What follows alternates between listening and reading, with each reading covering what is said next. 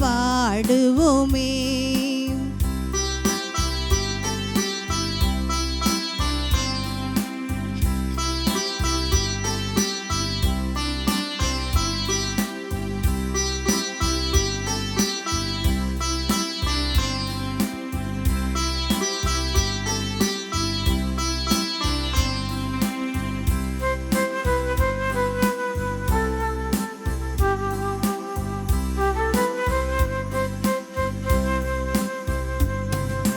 மகிழ்வுடன் அவரை ஆராதிப்போம், மங்கள கீதங்கள் முழங்கிடுவோம்.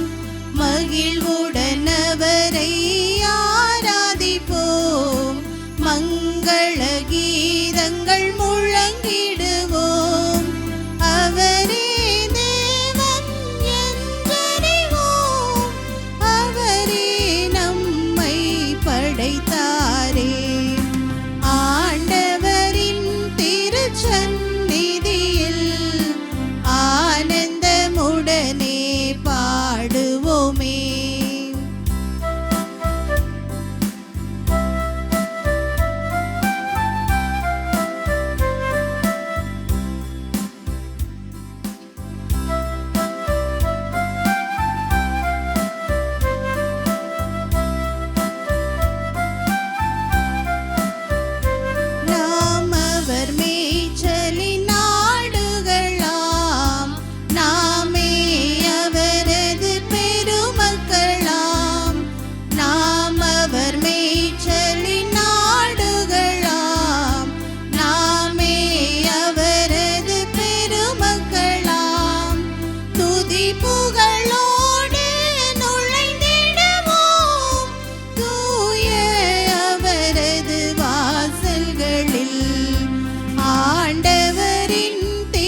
சந்நிதியில் ஆனந்தமுடனே பாடுவோமே.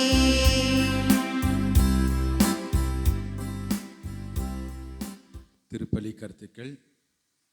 இன்றைய திருப்பலியை சிறப்பு செய்யக்கூடிய மரியாயின் சேனை உறுப்பினர்கள் அனைவருடைய நலன்களுக்காகவும், மரியாயின் சேனையுடைய சபையினுடைய வளர்ச்சிக்காகவும், இந்த சபையிலே இன்னும் புதிய நபர்கள் சேர்ந்து ஆண்டவருடைய பணியை நிறைவாக செய்யவும், இந்த சபையினுடைய கருத்துக்கள் நிறைவேறவும், இந்த சபையில் உள்ள உறுப்பினர்களுடைய குடும்பங்களை ஆண்டவர் ஆசீர்வதிக்கும் சிறப்பாக ஜெபிக்கிறார்கள்.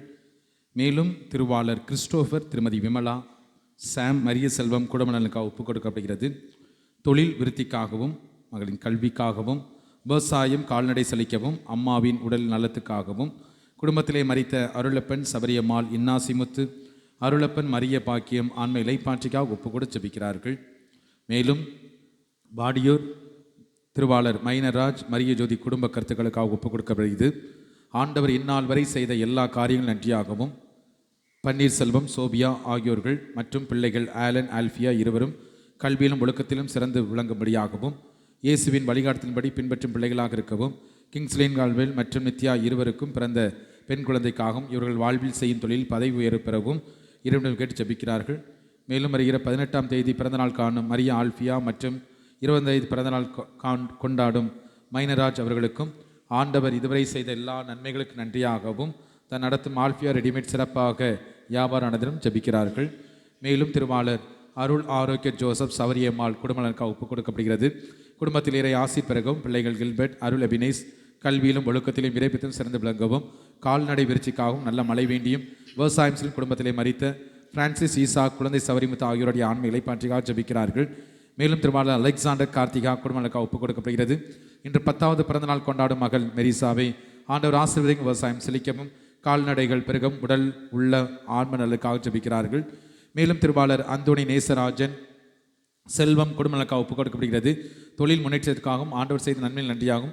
பிள்ளைகள் சகாய் எமிமா அந்தோணி சுதர்சன் உடல் சுகத்திற்காகவும் படிப்பிலும் பக்தியிலும் சிறந்து விளங்கவும் குடும்பத்திலே மரித்த மரிய நேசம் ஞானம்மாள் சுகந்தை செலுத்த ஆன்ம நித்திய இலைப்பாட்சியைக்காகவும் யாரும் நெய்யாத ஆன்மாக்கள் நித்திய இலைப்பாறுதலுக்காக ஜெபிக்கிறார்கள்.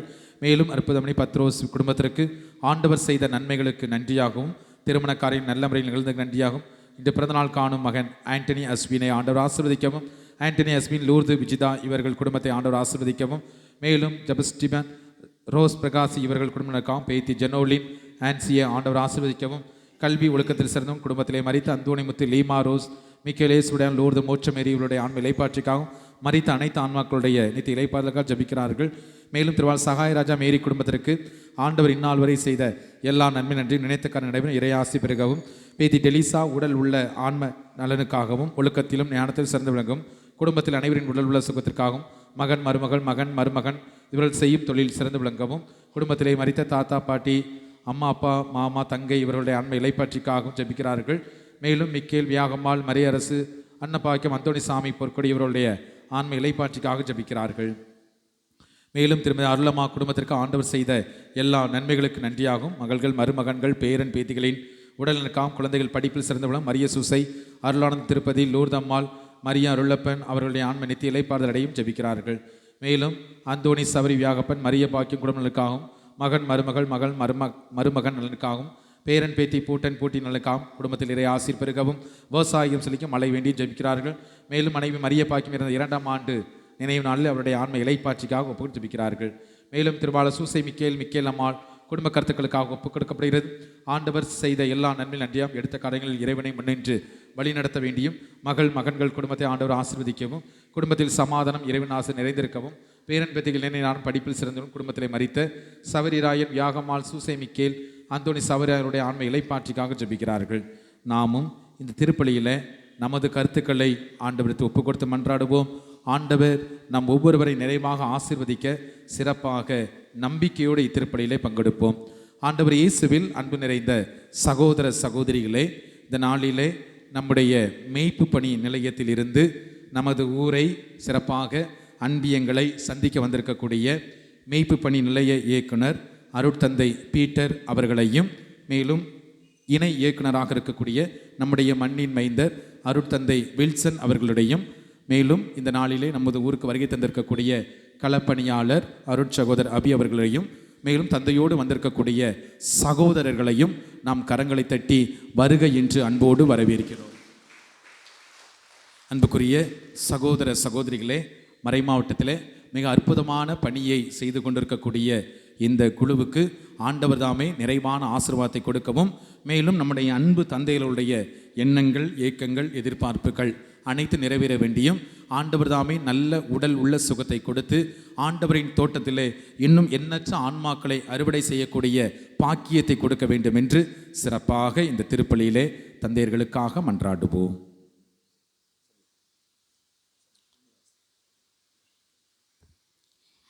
திருப்பலி முன்னுரை. இறை இயேசு கிறிஸ்துவில் மிகவும் பிரியமானவர்களே, பொதுக்காலம் 33ஆம் ஞாயிறை சிறப்பிக்கும் இத்தருணத்தில் மரியாயினின் சேனைகள் சார்பாக உங்களை அன்புடன் வரவேற்கிறோம். இறைவாக்கு வழிபாடு இன்று நம்முன் வைக்கும் கருத்துக்கள் யாதெனில், இறைவனில் மன உறுதியுடன் கடைசி வரை இருந்தால் நிலைவாழ்வு என்னும் வெற்றியை பெற முடியும் என்பதே. இதையே மலாக்கி இறைவாக்கினர் கூறுகிறார். ஆண்டவரின் பெயருக்கு அஞ்சி நடக்கின்ற உங்கள் மேல் நீதியின் கதிரவன் எழுவான், அவனுடைய இறக்கைகளில் நலம் தரும் மருந்து இருக்கும் என்றும் உழைத்து உண்ண பவுலடியார் கிறிஸ்துவின் பெயரால் கட்டளையிடுகிறார். எருசலேம் ஆலயத்திற்கு வரவிருக்கும் பேரழிவை எடுத்துரைக்கும் கிறிஸ்து அதனை முன்னிட்டு நமக்கு வரும் நிபந்தனைகளை பற்றியும் அதை எப்படி எதிர்கொள்வது என்பதை பற்றியும் ஆழமாக பதிவு செய்கின்றார். அதே வேளையில் அவர் நமக்கு நாவன்மையும் ஞானத்தையும் தந்து பலப்படுத்துவதை பற்றி எடுத்துரைக்கும். அவர் நம் மன உறுதியோடு இருந்து நம் வாழ்வை காத்து கொள்ள அழைப்பு விடுக்கிறார். எனவே ஆண்டவரில் மன உறுதியுடன் இருந்து நிலை வாழ்வை காத்து கொள்ள அழைப்பு விடுக்கும் இப்பலியில் பக்தியுடன் பங்கேற்போம்.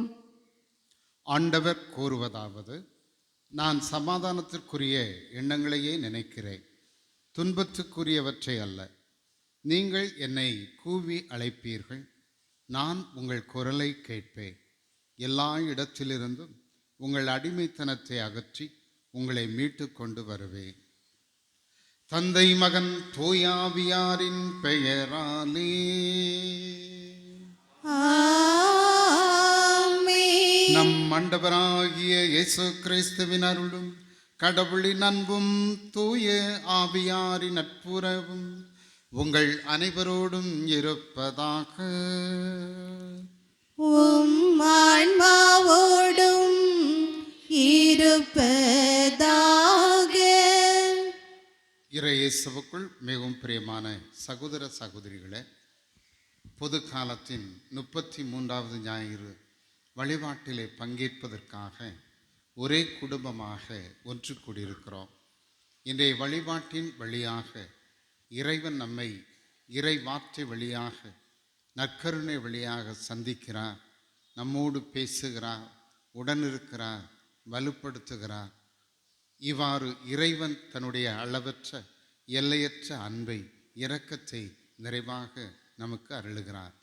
ஆண்டவருடைய அருளை, ஆண்டவருடைய இரக்கத்தை, ஆண்டவருடைய ஆசியை பெறுவதற்காக ஒன்று கூடியிருக்கக்கூடிய நாம் நம்மை நாமே தகுதியாக்கிக் கொள்வோம். கடவுளுடைய அருளை, இரக்கத்தை பெறுவதற்கு தடையாக இருப்பது நமது பாவங்கள், இறை அன்பு, பிறர் அன்புக்கு விரோதமாக கட்டிக்கொண்ட பாவங்கள், நம்முடைய குற்றங்கள், குறைகள், பலவீனங்களை எல்லாம் எண்ணி பார்ப்போம். அவைகளுக்காக இந்த வேளையிலே மனம் வருந்துவோம், மன்னிப்பை மன்றாடுவோம்.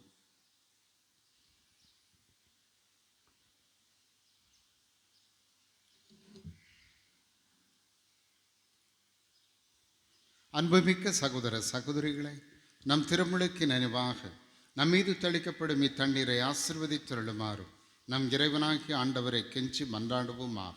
அவரே நமக்கு உதவிகளை ஏற்று அன்று நாம் பெற்றுக்கொண்ட தூய் ஆவிக்கு என்றும் உண்மையுடன் இருக்க நமக்கு அருள்வாராக. என்றென்றும் உள்ள எல்லாமல்ல இறைவா, உயிரின் ஊற்றும் தூய்மையின் தொடக்கமான தண்ணீரின் வழியாக மக்கள் புனிதமடைந்து முடிவற்ற வாழ்வின் கொடையை பெற வேண்டுமென திருவிழமானே மது புனித நாளாக்கி இன்று நாங்கள் இத்தண்ணீரினால் மது அருட்காவலை பெற விரும்புகிறோம். எனவே ஆண்டவரே, மெய்மன்றாடுகிறோம், இத்தண்ணீரை ஆசீர்வதித்தருளும். உயிரளிக்கும் மது அருளின் ஊற்றினை எம்மில் புதுப்பித்து இத்தண்ணீரினால் எங்கள் உடலையும் உள்ளத்தையும் தீங்குகள் அனைத்திலிருந்தும் காத்தருள்வீராக. இவ்வாறு நாங்கள் தூய உள்ளத்துடன் அணுகி வரவும் மது மீட்பை பெற்றுக்கொள்ளவும் தகுதி பெற வேண்டுமென்று எங்கள் ஆண்டவராகிய கிறிஸ்து வழியாக உம்மை மன்றாடுகின்றோம். ஆமென். எல்லாம் வல்ல இறைவா, தண்ணீர் வளம் பெற அதில் உப்பிட வேண்டுமென்று இறைவாக்கினர் எலிசேயு வழியாக கற்பித்து இந்த உப்பை பரிவன்புடன் ஆசிர்வதித்தருள மெய்த்தாழ்மையாய் வேண்டுகிறோம். ஆண்டவரே, உப்பு கலந்து இத்தண்ணீர் தெளிக்கப்படுகிற இடமெல்லாம் தீயோனின் தாக்குதல் அனைத்தும் தோல்வியுறச் செய்வீராக. மேலும் உடைய தூய் ஆவி எழுந்தருளி எங்களை இடையராது காத்திருள வேண்டுமென்று எங்கள் ஆண்டவராகிய கிறிஸ்து வழியாக உம்மை மன்றாடுகின்றோம். ஆமென்.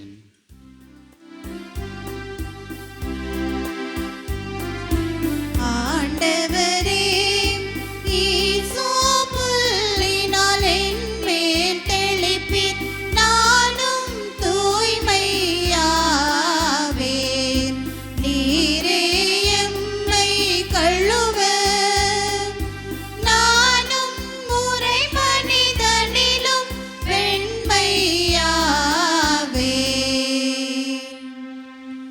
இறைவா, உமது இரக்க பெருக்கத்திற்கேற்ப என் மேல் இரக்கம் கொள்ளுவீர். பிதாவும் சுதனும் தூய ஆவியும் துதியும் புகழும் ஒன்றாய் பெருக. ஆதியில் இருந்தது போல இன்றும் என்றும்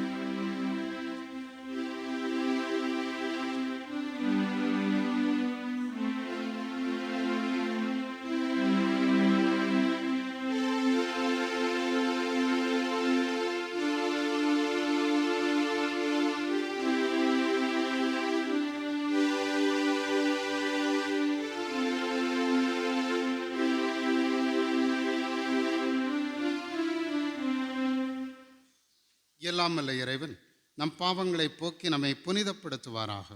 இதன் நற்கருணை பலியின் வழியாக நாம் அவரது அரசின் திருவிருந்தில் பங்கு கொள்ளும் தகுதியடைய செய்தருள்வாராக.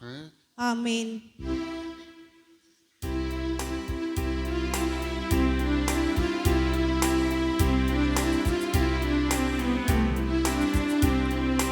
உன்னதங்களிலே கடவுளுக்கு மாட்சி உண்டாகுக.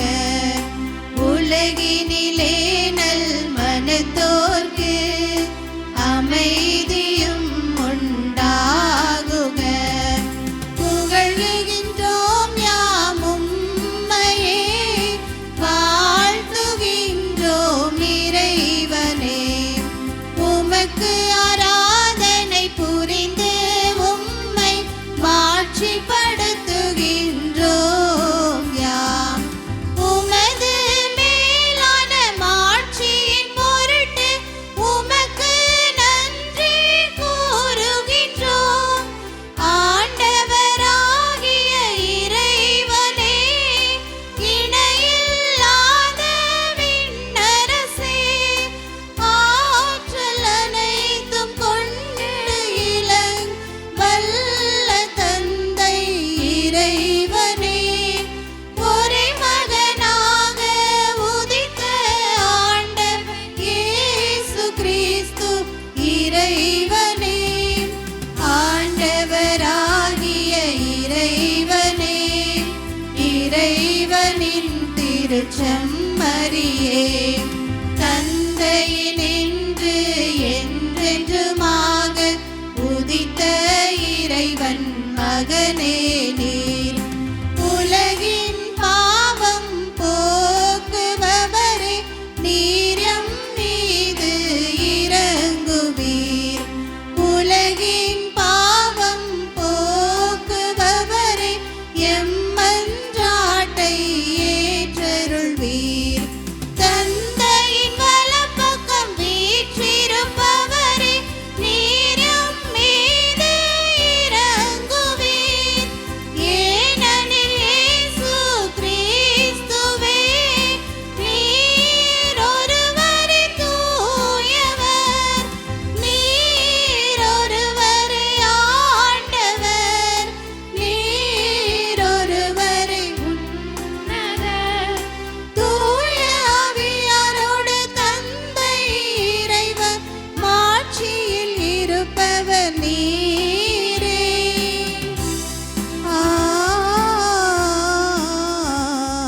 ஆமென். மன்றாடுவோமாக. நலன்களுக்கெல்லாம் ஊற்றாகி இறைவா, எல்லா வகையான அடிமைத்தனங்களிலிருந்தும் எங்களை மீட்டு ஒன்று சேர்த்திருக்கின்றே. உமக்கு இடையராது பணிபுரிவதே எங்களது நிலையான நிறைவான மகிழ்ச்சி. அத்தகைய மகிழ்ச்சியை கண்டடையுமாறு உள்ளார்ந்த அன்புடனே திருப்பணியிலே நாங்கள் பங்கேற்க அருள் புரியும். உம்மோடு தூய ஆவியாரின் ஒன்றிப்பில் இறைவனாய் என்றென்றும் வாழ்ந்து ஆட்சி செய்கின்ற எங்கள் ஆண்டவரும் திருமகனுமாகிய கிறிஸ்து வழியாக உம்மை மன்றாடுகின்றோம்.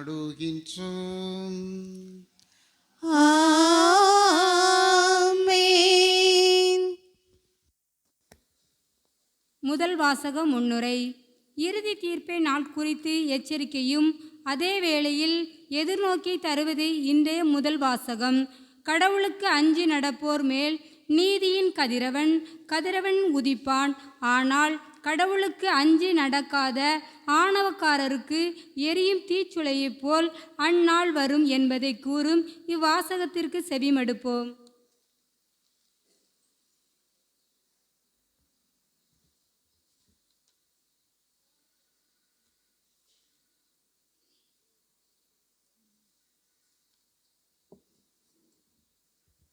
முதல் வாசகம். உங்கள் மேல் நீதியின் கதிரவன் எழுவான். இறைவாக்கினர் மலாக்கி நூலிலிருந்து வாசகம். அதிகாரம் 4, இறை வார்த்தைகள் 1 முதல் 2 முடிய. இறைவாக்கினர் மலாக்கி நூலிலிருந்து வாசகம். அதிகாரம் 4, இறை வார்த்தைகள் 1 முதல் 2 முடிய. இதோ சூளையைப் போல் எரியும் அந்த நாள் வருகின்றது. அப்போது ஆணவக்காரர், கொடுமை செய்வோர் அனைவரும் அதனுள் போடப்பட்ட சருகாவர். வரப்போகும் அந்த நாள் அவர்களுடைய வேரையோ கிளையையோ விட்டு வைக்காது, முற்றிலும் சுட்டரித்துவிடும் என்கிறார் படைகளின் ஆண்டவர். ஆனால் என் பெயருக்கு அஞ்சி நடக்கின்ற உங்கள் மேல் நீதியின் கதிரவன் எழுவான். அவனுடைய இறக்கைகளில் நலம் தரும் மருந்து இருக்கும். இது ஆண்டவர் வழங்கும் அருள்வாக்கு.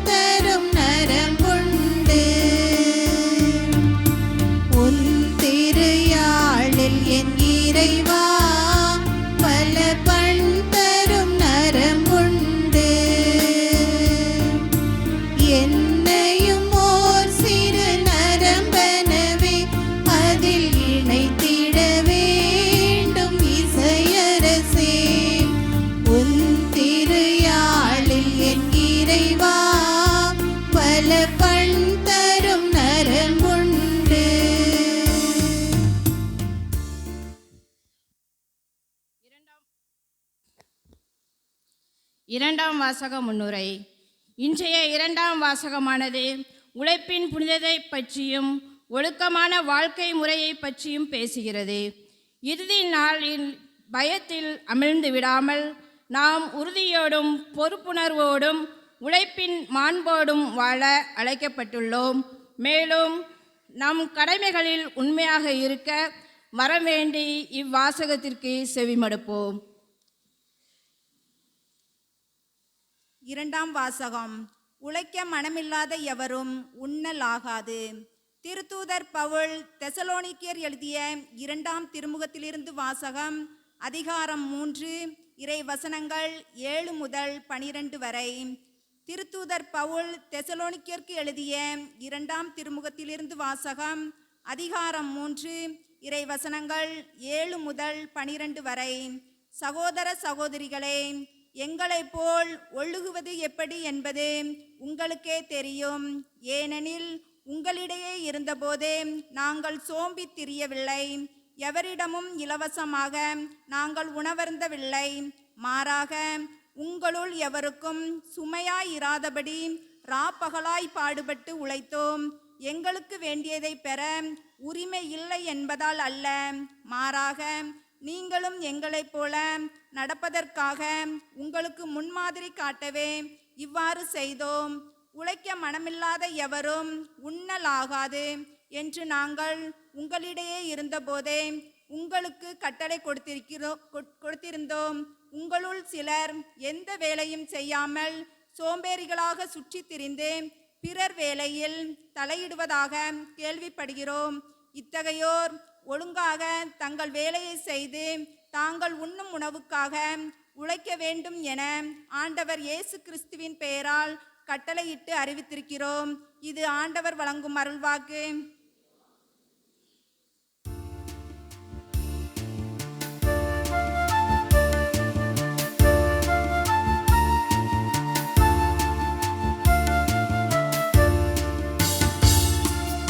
அல்லேலூயா அல்லேலூயா அல்லேலூயா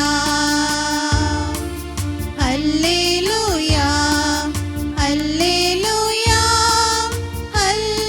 அல்லேலூயா. என்னென்ன அற்புத ராகங்களில் இறை உன்னை வாழ்த்திடவே, என் மன்னவா உனை பாடவே என் உள்ளம் ஏங்குதே.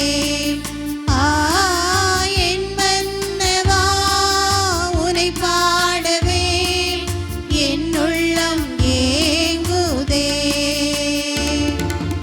அல்லேலூயா அல்லேலூயா அல்லேலூயா அல்லேலூயா அல்லேலூயா அல்லேலூயா. ஆண்டவர் உங்களோடு இருப்பாராக. உம் ஆன்மாவோடும் இருப்பாராக. லூக்கா எழுதிய தூய நற்செய்தியிலிருந்து வாசகம். ஆண்டவரே மாட்சி உமக்கே. லூக்கா நற்செய்தி அதிகாரம் 21 இறைவாக்குகள் 5 முதல் 19 முடிய. லூக்கா அதிகாரம் 21 இறைவாக்குகள் 5 முதல் 19 முடிய.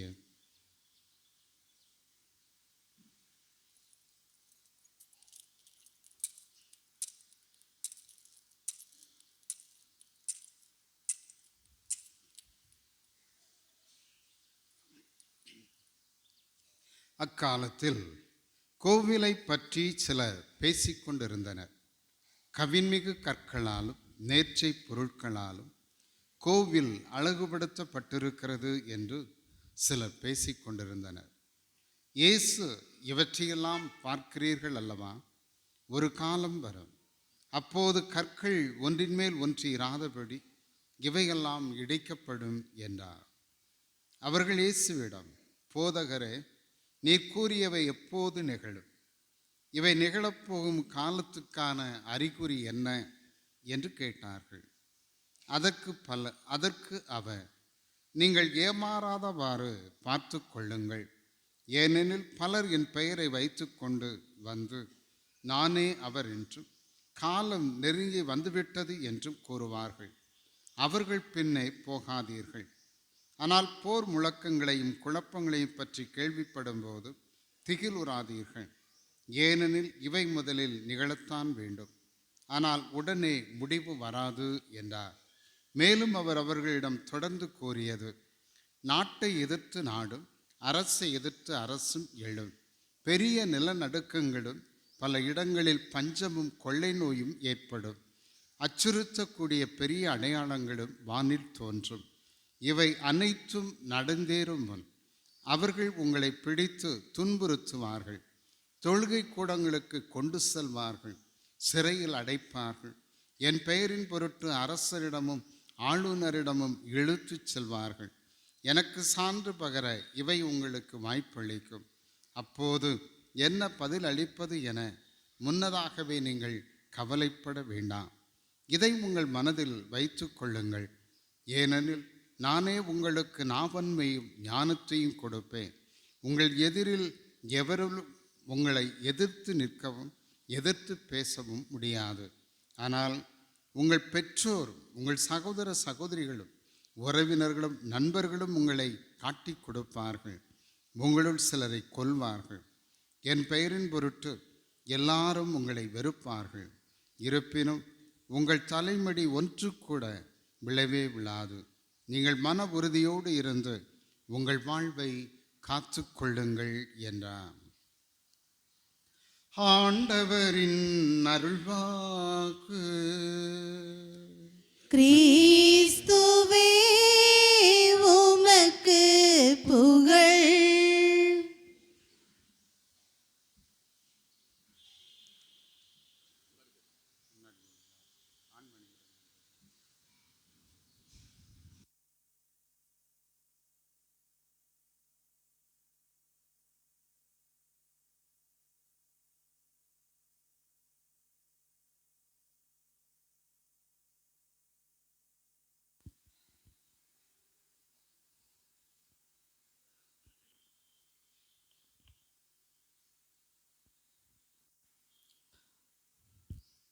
கிறிஸ்துவுக்குள் பிரியமானவர்களே, எல்லாம் நல்லா இருக்கீங்களா?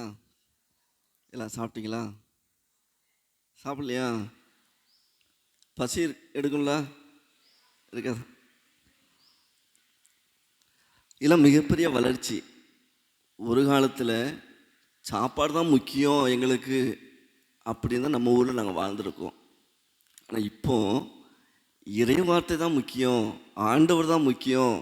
ஃபஸ்ட்டு திருப்பலியை முடிச்சுட்டு பின்னாடி சாப்பிடலாம். நல்ல கைத்தட்டுங்க பார்க்கலாம். எதுக்கு கைத்தட்டினீங்க? உங்களை நீங்கள் சோறு சாப்பிட்றதுக்கு இல்லை, இப்போ நம்மளே பாராட்டுவதற்கு. எல்லாம் பெருமைக்கும் சொந்தக்காரங்க நீங்கள். சரிதானா? சரி. இன்னைக்கு வாசகங்களை ஃபுல்லாக வாசிக்கும்பொழுது ஒரு பயம் வருதுல்ல. நம்மளே வீட்டில் பல பிரச்சனையோடு கவலையோடு அழுதுட்டு, சரி ஞாயிற்றுக்கிழமை ஒரு நாள் இந்த ஆண்டவரை தேடி போனால் ஒரு நிம்மதி கிடைக்குன்னு இங்கே வந்தோம், அப்படி தானே? ஆனால் வந்த இடத்துல இந்த ஆள் எப்படிலாம் பயங்கடுத்தா இருப்பாருங்க. நீ வாசகங்களை எல்லா வாசகங்களையும் பாருங்கள். முதல் வாசகமாக இருக்கட்டும், நச்சரியாக இருக்கட்டும், எல்லாம் அப்படி தானே? பயமாக இருக்கா இல்லையா? யாருக்குமே பயம் இல்லை போலையே. அதான் நடக்குது. அப்ப எதுக்கு பயப்படணும்? அப்படிதானே? ஏன்னா ஆண்டவரே சொல்லிட்டாருல, இதெல்லாம் நடந்தே தீரும், இது நிகழ்ந்தே ஆகும் அப்படின்னு ஏசு அப்பமே சொல்லிட்டாரு. அப்ப நம்ம முன்கூட்டியே மனதளவு ரெடி ஆயிட்டோம், தயாராயிட்டோம், அப்படிதானே? நான் பெங்களூர்ல படிச்சுட்டு இருக்கும்போது டெய்லி இரவு 8 மணிக்கு 7:30 சாப்பிடுவோம். 8 மணிலேருந்து ஒரு 8:30 வரைக்கும் அப்படியே அந்த கேம்பஸை சுற்றி அப்படியே நடந்து சும்மா பிரதர்ஸோட பேசிகிட்டு இருப்போம். அந்த நான் படித்த அந்த குருமடத்துக்கு பின்னாடி, அது பெரிய இடம், எப்படி ஒரு 10-50 ஏக்கர் இருக்கும். பின்பக்கம் தான் பெரிய கிரவுண்டு, அங்கே தான் நடந்து பேசிகிட்டே இருப்போம். எங்கள் அந்த குருமட காமராஜருக்கு பின்னாடி ஒரு பெரிய பில்டிங், இந்த அப்பார்ட்மெண்ட் சொல்லுவாங்க, கேள்விப்பட்டிருக்கீங்களா? பெரிய ஒரு பெரிய பில்டிங்னா என்ன, கிட்டத்தட்ட ஒரு 500 வீடு இருக்கும் அந்த இடத்துல மட்டுமே. மாடிக்கு மேலே மாடி 500 வீடு. நினைச்சு பாருங்க, நம்ம வாடியூர்ல எத்தனை வீடு இருக்கும்? இப்போ 500 இருக்கும்னு நினைக்கிறேன். எல்லா வீட்டையும் மொத்தமா ஒரே இடத்துல வச்சு வீடு வீடா கட்டினா எப்படி இருக்கும்? அவ்வளவு பெரிய பில்டிங். இப்போ நாங்கள் அன்னைக்கு இரவு நானும் 100 பிரதரும் பேசிட்டு இருக்கும்போது அந்த பிரதரு அந்த பில்டிங்கை பார்த்துட்டு நெஞ்சில கையை வச்சுட்டு, இந்த பில்டிங் அப்படியே இடிஞ்சு விழுத என் கண்ணால பார்க்கணும், அப்படியே நெஞ்சில கையை வச்சுட்டு அப்படியே சொன்னாரு. இது சொல்லும் போது எனக்கு கொஞ்சம் ஒரு மாதிரி இருந்துச்சு. என்ன பிரதர், ஏன் இவ்வளோ கொலகார கோபத்தோட இருக்காரு? எதுக்கு இவ்வளோ பயங்கரமான ஒரு ஆசை? எனக்கு என்ன இப்படி அப்படி ஒரு பயம் வந்துச்சு. இன்னைக்கு நற்செய்தியை வாசிக்கும் போது எனக்கு ஒரு அந்த தொடக்கம் அப்பதான் தோணுச்சு எனக்கு. அங்க பிரதர் சொன்னாரு, இங்க ஏசப்பா சொல்றாரு, அப்படிதானே? சீடர்கள் என்ன செஞ்சாங்க? கோயில்ல ஒவ்வொரு கல்லையும் பார்த்து, இங்க பாருங்க இயேசு, இங்க பாருங்க எவ்வளவு பெரிய கல், இந்த கல் சுவர்கள் எல்லாம் பாருங்க எவ்வளவு பிரமிப்பா இருக்கு பாருங்க. உடனே இயேசு என்ன சொன்னாரு? அவன் சொல்லி வாய் மூடல, அடுத்த செகண்டே ஒரு கல் இன்னொரு கல்லின் மீது இராதபடி இடிஞ்சு விழுந்துருங்காரு. அந்த பிரதருக்கு இயேசுக்கு என்ன வித்தியாசம் புரியுதா? அப்ப எனக்கு ஒரு எதுக்கு ஏசப்பா ஏசியா இன்னைக்கு இப்படி சொல்றாரு கொஞ்சம் யோசிச்சு பார்க்கும்போது, இன்னைக்கு எந்த பகுதியில் நற்செய்தி வாசிக்க கேட்டோம்? லூக்கா 5. சூப்பர். இதுக்கு ஈக்குவலா ஒரு பகுதி உண்டு, மார்க் நற்செய்தி. மார்க் 13வது அதிகாரம் எடுத்துக்கோங்க. 4 நற்செய்தி. எத்தனை நற்செய்தி மொத்தம் இருக்கு? சின்ன பிள்ளைங்க கேட்போம், எத்தனை நற்செய்தி இருக்கு? குட்டிகள் சூப்பரா சொல்ற பாருங்க, 4 நற்செய்திகள் இருக்கு. அழகு. அல்ல முதலில் எதுதான் எழுதப்பட்டுச்சு? எந்த நற்செய்தி எழுதப்பட்டுச்சு?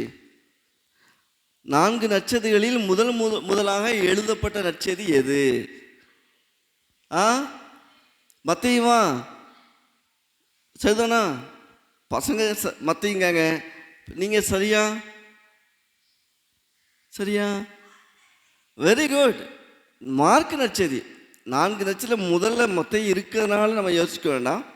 மார்க் நற்செய்தி தான் முதலாக எழுதப்பட்ட நற்செய்தி. இப்போ இந்த மார்க் நற்செய்தி 13. ஏன் மார்க்? திருத்தூதர்கள் இயேசு வாழ்ந்த காலம், அப்படியே திருத்தூதர்கள் வராங்க, தூய ஆவியின் தூண்டுதலால் அங்கங்கே கேள்விப்பட்டதெல்லாம் மொத்தமாக வச்சு முதலாக எழுதப்பட்ட நற்செய்தி எது? மார்க் நற்செய்தி. அப்போ மற்ற நற்செய்திகளை விட மார்க் நற்செய்தி ஓரளவு என்ன நடந்துச்சோ எக்ஸாக்டாக சொல்லும், கரெக்டாக சொல்லும். அதனால் நான் லூக்கா நற்செய்திக்கு இணையா மார்க் நற்செய்தி 13வது அதிகாரத்தை எடுத்து வச்சுக்கோங்க, பைபிள் வச்சுருக்கேங்க. சரிதானா? அந்த 1, 2 அந்த முதல் 2 அப்படியே இங்கே இருக்கும். சீடர்கள் இப்போ கட்டலாம் இடிஞ்சு விழுந்துன்னு சொல்லிட்டாரு. இப்போ ஏசு என்ன சொன்னாரு? இந்த கட்டடம் அப்படியே இடிஞ்சு விழுந்துன்னு சொல்லிட்டாரு. இது அந்த பிரதர் நெஞ்சில கை வச்சு சொன்னார் பார்த்தியா, என் கண்ணால பார்க்கணும்னு சொன்னார் பார்த்தியா, அதே மாதிரி தான் சொல்றாரு. ஏன் அப்படி சொன்னாருன்னா, உயிருள்ள தெய்வம் நான் உன் கூட இருக்கேன், நான் அற்புதங்கள் செஞ்சேன், அதிசயங்கள் செஞ்சேன், என் கூடவே நீ நின்ன சீடர்கள், என் கூடவே இருந்தும் நீ இன்னும் யாரை பத்தி புகழ்ந்து பேசுற? உயிரற்ற கட்டடத்தை பாராட்டி பேசிட்டு இருக்கே அறிவு கெட்டவன. அதனால இந்த கட்டடம் இடிஞ்சு விழுந்துரும், இது நிக்காது. கோபத்துல சொல்றாரு ஆண்டவர். சொல்லிட்டு அப்படியே எங்க போறாரு? 3வது வசனம் வாசிங்க. இயேசு கோவிலுக்கு எதிராக உள்ள ஒலிவ மலை மீது அமர்ந்திருக்கிறாரு. இருங்க, கோபத்தை சொல்லிட்டு இயேசு எங்க போறாரு? கோயிலுக்கு எதிர்த்தாப்புல ஒரு ஒலிவ மலை இருக்கு, அந்த ஒலிவ மலையில் அங்க போய் உட்கார்க்காரு. இப்ப அங்க ஒரு 4 சீடர்கள் போறாங்க. இந்த 4 பேரும் இயேசு கூட அதிகமாக வாழ்நாளை கழித்தவர்கள், இயேசு முக்கியமான நேரங்கள்ல கூடவே இருந்தவங்க, இயேசு பத்தி நல்லா தெரிஞ்சவங்க. இப்போ மெதுவாக பம்மி போகிறாங்க. பேதுரு, யோவான், யாக்கோபு இவங்கெல்லாம் போகிறாங்க. அந்திரேயா 4 பேரும் இந்த வேறு சரிட்ட வேறு மைக் கொடுங்க.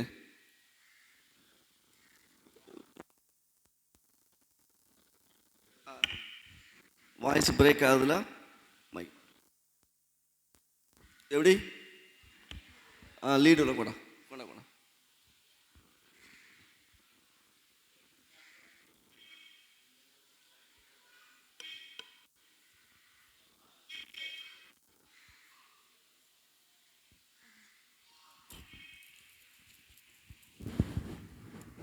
ஹலோ கேட்குதா?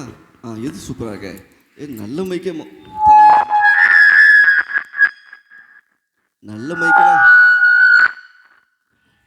அதை ஆஃப் பண்ணிடு.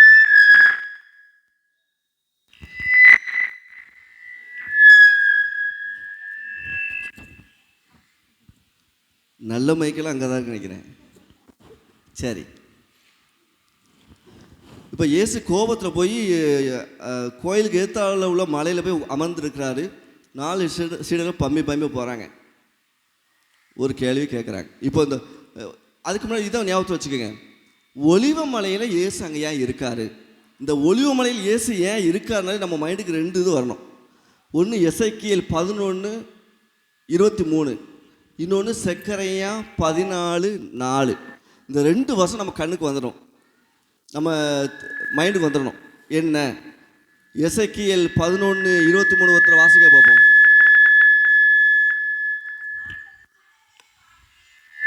ஆண்டவரது மாட்சி நகரின் நடுவில் இருந்து எழுந்து நகருக்கு கிழக்கே உள்ள மலை மீது போய் நின்றது. என்ன சொல்லுதுன்னா, இங்கே எசேக்கியேல் ஒரு இறைவாக்கினர் உண்டு இல்லையா, அவர் ஒரு கனவு காணுதார். என்ன கனவு காணுதார்? ஆண்டவர் கோவிலை விட்டு வெளியேறி நேராக கோயிலுக்கு ஏத்தாப்புல ஒரு மலை மீது அமர்றாரு அப்படின்னு ஒரு கனவு, ஒரு காட்சி கண்டார் பழைய ஏற்பாட்டில். அந்த காட்சி இங்கே நிறைவு பெறுது. இயேசு கோபத்தில் எங்கே போகிற, இந்த கோயில் வேண்டாம், இது இடிஞ்சு போயிடும், நான் மலைக்கு போகிறேன்னு மலையில் போய் உட்கார்ந்துருந்தார். 2வது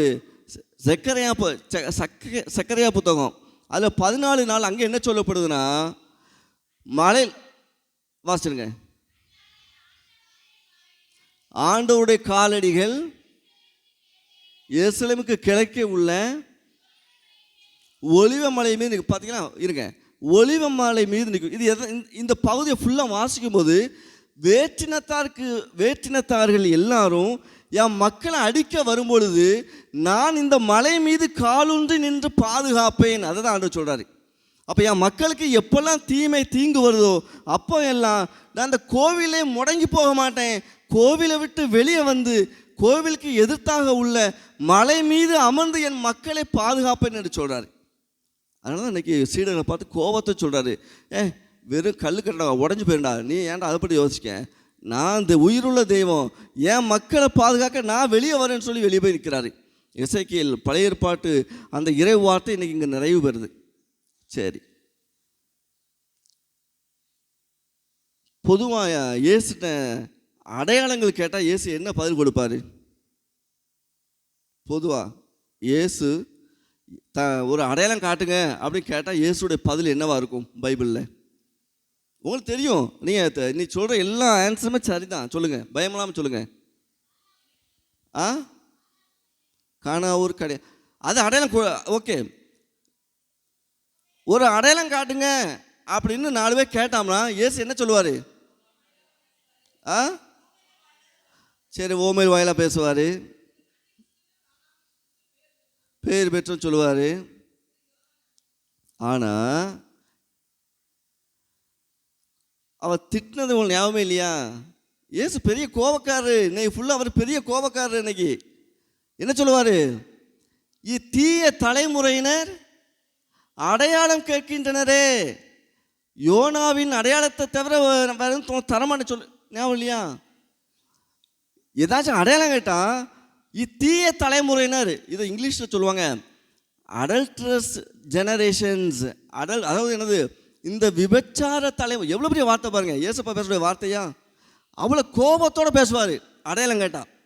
ஆனால் இன்றைக்கி சீடர்கள் போய் கேட்குறாங்க, அதான் பயந்து போகிறாங்க. இயேசு மலையில் இருக்கும்போது தனிமையில் போய் சந்திக்கின்றார், பயந்து போய் இந்த ஆள் கோபத்தில் இருக்காரு, என்ன பண்ண போகிறாரோ, சும்மாவே கேட்டாலே விபச்சார தலைமுறையினரே தீய தலைமுறையினர் சொல்லுவார். அப்போ என்ன செய்யான்னு சொல்லி பயந்து போய் மெதுவாக கேட்குறாங்க. சரி, கோயில் இடிஞ்சு விழும் சொன்னீங்களே, அதுக்கு என்ன அடையாளம், அது எப்படி நாங்கள் அதை ஏற்றுக்கொள்வது? அதுக்கு தான் இன்றைக்கி சொல்கிறாரு, 3 வகைகளை சொல்கிறாரு இயேசு. இந்த 3 வழிகளில் எல்லாம் தீமைகள் வந்தே சேரும். இந்த தீமைகளை எல்லாம் நீங்கள் கண்கூட பார்த்தே ஆகணும். இதை உங்கள் வாழ்க்கையில் நீங்கள் அனுபவிப்பீங்க. இந்த கஷ்டங்கள், இந்த கேடுகள், இவை எல்லாவற்றையும் நீங்கள் சந்தித்த பிறகுதான் இந்த ஆலயம் இடிக்கப்படும் அப்படின்னு சொல்கிறாரு. 3 வகையான தீமைகளை நம்ம அங்கே பிரிச்சுக்கலாம். முதல் தீமைகள் ஆன்மீக அழிவு, ஆன்மீக கேடுகள், ஆன்மீக தீமைகள் வச்சுக்கலாம். அதுக்கு மார்க்கு 13:5 வாசிங்க. உங்களில் யாரும் நெறி தவற செய்யாதவாறு பார்த்து கொள்ளுங்கள், ஏனெனில் பலர் என் பெயரை வைத்துக்கொண்டு நானே அவர் என்று சொல்லி பலரே நெறி தவற செய்வார்கள். இதுதான் முதல் ஆபத்து. இயேசு சொல்லுகிற முதல் ஆபத்து இதுதான். அதாவது ஒரே வார்த்தையில் சொல்லணும்னா, போலி இறைவாக்கினர்கள் உங்கள் மத்தியிலே வருவாங்க, உங்களை தூக்கிட்டு போயிடுவாங்க. அவங்க பின்னாடி போய் நீ நெறி தவழ்ந்து போயிடாத, அவங்கள நம்பி நீ போயிடாத. அவங்கள நம்பி நீ போனா உன் கதி அந்தோ கதி. ஆனால் இது நடக்கும் அப்படின்னு சொல்கிறார். நடக்குதா? எங்கே நடக்குது? எங்கே நடக்குது? எல்லா பக்கம் நம்மளும் நடக்குதா? நம்மளும் நடக்கலையா? நடக்குது. ஏன் அத்தா எவ்வளோ பெரிய போய் சொல்கிறீங்க? நடக்குது.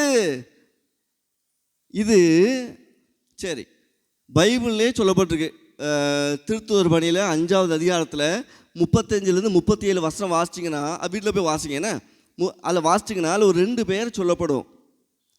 தேயுதா, இன்னொருத்தன் யூதா, 2 பேர். இந்த தேயுதாங்கிறவன் என்ன செய்வான், அந்த ஊரில் இருந்த ஒரு 400 பேரை தான் பக்கம் கூட்டிகிட்டு தனக்குன்னு ஒரு இயக்கத்தை ஆரம்பிச்சுட்டு ஒரு ஓரமாக போய் ஒரு கூடாரம் போட்டுட்டு கூப்பாடு போடுறது. 2வது ஒருத்தன் யூதான்னு, அவனும் இதே மாதிரி தான் கொஞ்சம் பேரை கூட்டத்தை கூட்டிட்டு திருச்சபைக்கு எதிராக கியான்னு கத்துறது.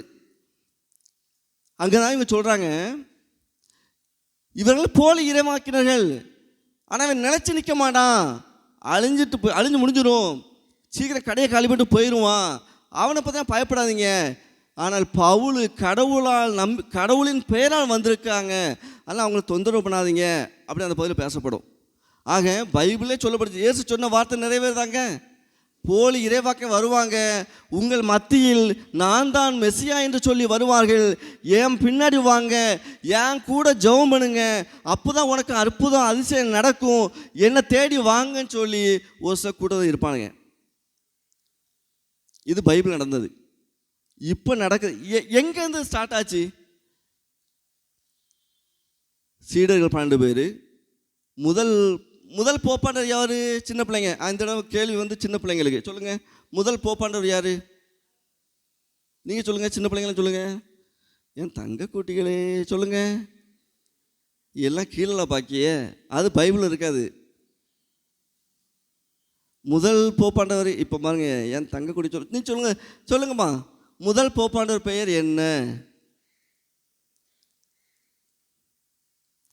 இல்லை, உங்களை நம்பி நான் கூட சேலஞ்சு பண்ணுதேன்.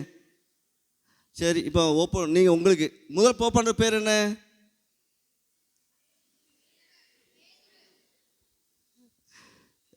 சரி, கடைசி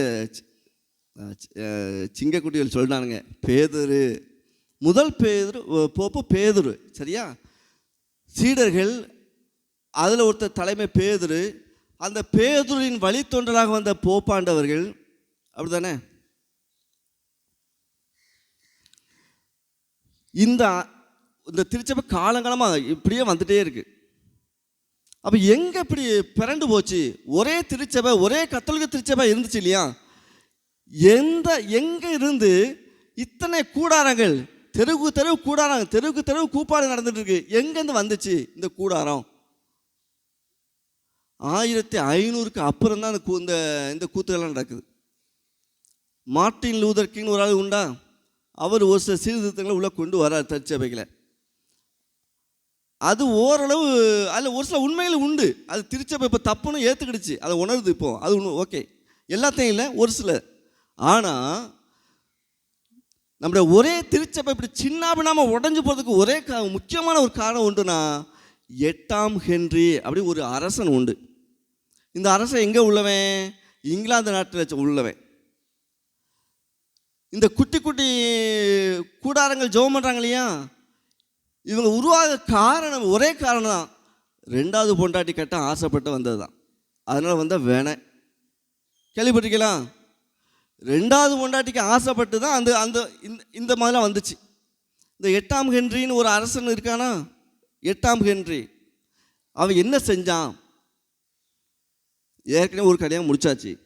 இப்போ 2வதாக ஒரு பிள்ளை மேலே ஆசை, அவளை கல்யாணம் முடிக்க ஆசைப்படுதான்.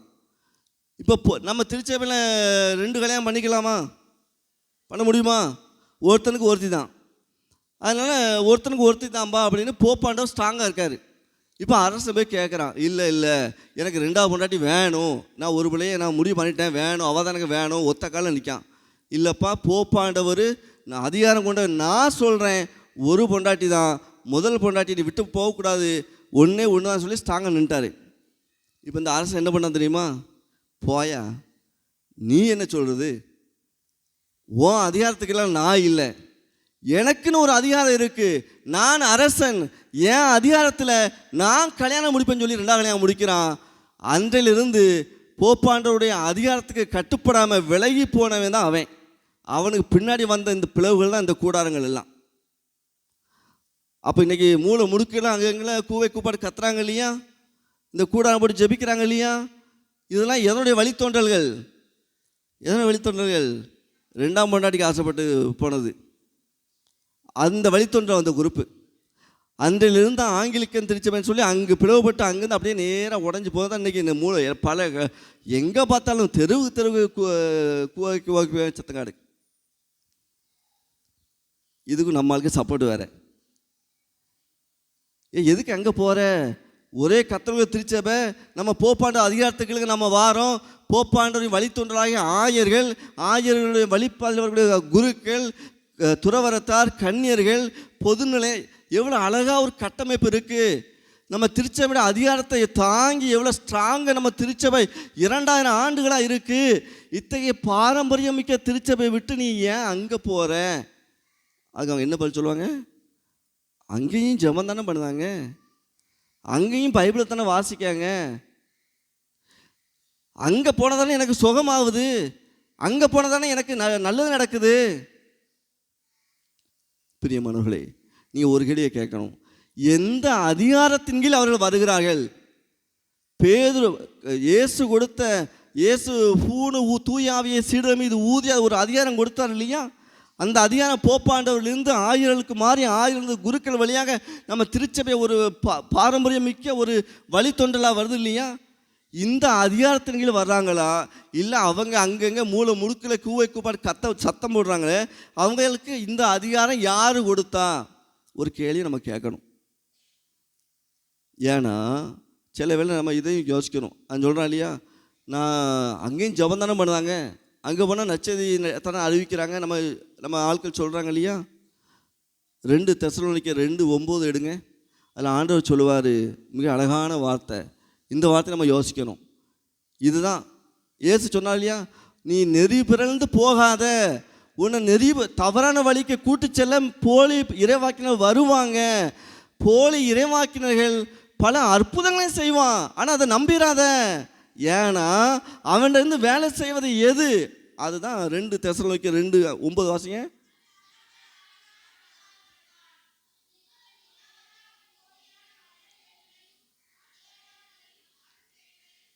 சாத்தானின் ஆற்றலால் வருவான், எல்லா விதமான போலி செயலையும் செய்வான், அடையாளங்கள் பல செய்வான், அற்புதங்கள் பல செய்வான். பார்த்தீங்களா? அப்போ அவன் எதை வச்சு செய்கிறான்? சாத்தானின் ஆற்றலோடு வருவான். சாத்தானும் அற்புதங்கள் செய்யும், சாத்தானும் கடல் மேலே நடந்து போகும், சாத்தானும் என்ன செய்யும், பறந்து போகும், எல்லாம் செய்யும், எல்லா வேலையும் செய்யும், சாத்தானும் அற்புதங்கள் செய்யும். நீ அதை நம்பிடாத. அப்போ நீ ஒரு கேள்வி கேட்கணும். என்ன கேள்வி கேட்கணும்? எந்த அதிகாரத்தை வச்சு நீங்கள் நச்சதை அறிவிக்கிற? எந்த அதிகாரத்தினால நீ எங்கள் ஊரில் வந்து கூடாரம் போட்டு அறிவிச்சிட்டு இருக்க? நான் எதை நம்பி உன் பின்னாடி வரணும்? தேவையில்லை. அதான் சொல்கிறாரு. அப்போ நீ நெறி பிறந்து போகாமல் இருக்கணும்னா நம்ம ஆண்டவர் சொல்கிற என்ன, இறை வார்த்தையை அடிப்படையாக கொண்டது தான் ஒரு 3 காரியங்கள். நம்ம கத்தோலிக்க திருச்சபையில் திருப்பலி, 2வது பாவ சங்கீர்த்தனம், 3வது ஜெபமாலை. இந்த 3மே இறை வார்த்தையை அடிப்படையாக கொண்டு வரக்கூடியது தான். இந்த ஜெபமாலை சும்மா வேறு ஏதோ கண்ணாபண்ணான்னு நம்ம ஜெபம் பண்ணுறோமா? இல்லை, இப்போ நடக்கிற திருப்பலி பிதாசுதன்லேருந்து கடைசி முடிகிற வரைக்கும் ஒவ்வொரு வார்த்தைகளும் இறை வார்த்தை, பைபிள் விவிலியத்திலேருந்து எடுக்கப்பட்டது தான். ஒவ்வொரு நீங்கள் போய் நல்லா பாருங்கள், எல்லா வார்த்தையும் விவிலியத்தில் இருக்குது. நம்ம இந்த முழு திருப்பலியுமே பைபிள் இருக்குது. பாவ சங்கீர்த்தனம் எல்லாமே திருப்பலியிலிருந்து பாரம்பரியத்திலேருந்து நம்ம எடுத்துக்கொண்டு இருக்கிறோம். ஆனால் இந்த அதிகாரத்தில் விட்டுட்டு நம்ம போலி இறைவாக்கு பின்னாடி போனோம்னா பிரச்சனை அங்கே ஸ்டார்ட் ஆகுது. ஆனால் ஆண்டவர் சொன்னார், அப்போவே வார்னிங் கொடுத்துட்டாரு, நீ போகாதன்னு சொன்னார். நம்ம என்ன செய்கிறோம்? நீ போகாத அப்படின்னு நம்ம என்ன செய்வோம்? போவோம். நல்லது இல்லைப்பா, இல்லை எனக்கு இந்த சாத்தான் தான் வேணும் அப்படின்னு நம்ம போவோம். ஆண்டவர் அப்போவே நடக்கும்னு சொன்னார், இப்போ நடந்துகிட்ருக்கு. 2வது, இந்த கோவில் எப்படி அழிவதற்கு முன்னால் 2வது என்ன நடக்குங்காரு? யுத்தம், போர், சண்டை. இன்றைக்கி எல்லா பக்கமும் சண்டை சச்சரவு, நாட்டுக்கு நாடு சண்டை சச்சரவு நடந்துகிட்டே இருக்கு இல்லையா? இப்போ நம்ம இப்போ என்ன பார்த்துட்டு ஞாபகம் இருக்கா? நீங்கள் மறந்துடாதீங்க. அதாவது எருசலேம் கோயில் இடிஞ்சு விழுந்துடும் இயேசு சொல்லிட்டாரு. எப்படி அடையாளம் சொல்லுங்கன்னு கேட்காங்க சீடர்கள். அதுக்கு தான் இயேசு பதில் சொல்லிட்டு இருக்காரு. 3 விதங்கள்ல அடையாளங்கள் நடக்கும், இதெல்லாம் நடந்து முடிஞ்சாதான் கோவில் அழியும் அப்படின்னு சொல்லிட்டாரு. இப்போ கோவில் அழிவதற்கு முன்னாடி இதெல்லாம் நடக்கும்னு சொல்கிறாரு. இப்போ 2வது தான் போர், யுத்தம். இயேசு எப்போ இறந்தார்? AD 33. அதாவது இப்போ இயேசு பிறந்து 2000 ஆண்டுகள் கடந்து போயிட்டுருக்கோம் இல்லையா? அப்போ 33வது ஆண்டில் இறக்குறாரு. 33 வயசு தானே ஆண்டு வாழ்ந்தார். அப்போ 33 இறக்குறாரு. அதுக்கப்புறம் தொடர்ந்து 66வது ஆண்டில் ஒரு போர், ஒரு சண்டை ஆரம்பிக்குது. 66லேருந்து 70, 4 ஆண்டுகள் அந்த சண்டை போகுது. அந்த சண்டை முடிஞ்ச உடனே அந்த எருசலேம் கோயிலை இடிச்சிட்டாங்க, இடிஞ்சு விழுது, தரமட்டம் ஆகிட்டாங்க, ஒன்றுலாம் போச்சு. இயேசு சொன்னார் இல்லையா, சண்டை சச்சரவு நடந்தே தீரும், யுத்தம் வரும், போர் நடக்கும், இந்த போர் எல்லாம் கண்டிப்பாக உங்கள் மத்தியில் நீ ஏற்றுக்கொண்டு தான் ஆகணும்னு சொன்னார். அதே மாதிரி போர் வந்துச்சு. அந்த போர் முடிகிற தருவாயில் கோவிலும் இடிஞ்சு போச்சு. இதுவும் நடந்து போச்சு. 3வது, உங்கள் மத்தியில் பூகம்பம் வரும், உங்கள் மத்தியில் பஞ்சம் வரும் சொல்லுவார் இயேசு. அதுவும் நடக்குதா? அதுவும் நடக்குது. திருத்துதர் பணி 11 எடுங்க. திருத்துதர் பணி 11, 27, 28, 29 நீங்கள் வாசிச்சிங்கன்னா அங்கே சொல்லும். அங்கே ஒருத்தன் அகபுன்னு ஒருத்தன், அவர் ஒரு இறைவாக்கினர் வழியாக இறைவாக்கினரோடு சேர்ந்து உள்ள ஒருத்தர் தான். எருசலேம்லேருந்து அந்தியோக்காவுக்கு வராங்க. அந்தியோக்கிய மக்கள் மத்தியில் பேசுகிறாங்க. அங்கே ஒருத்தன் அகபுன்னு ஒருத்தன் தூய ஆவியின் தூண்டுதலால் பேசுகிறான். என்ன பேசுகிறான்?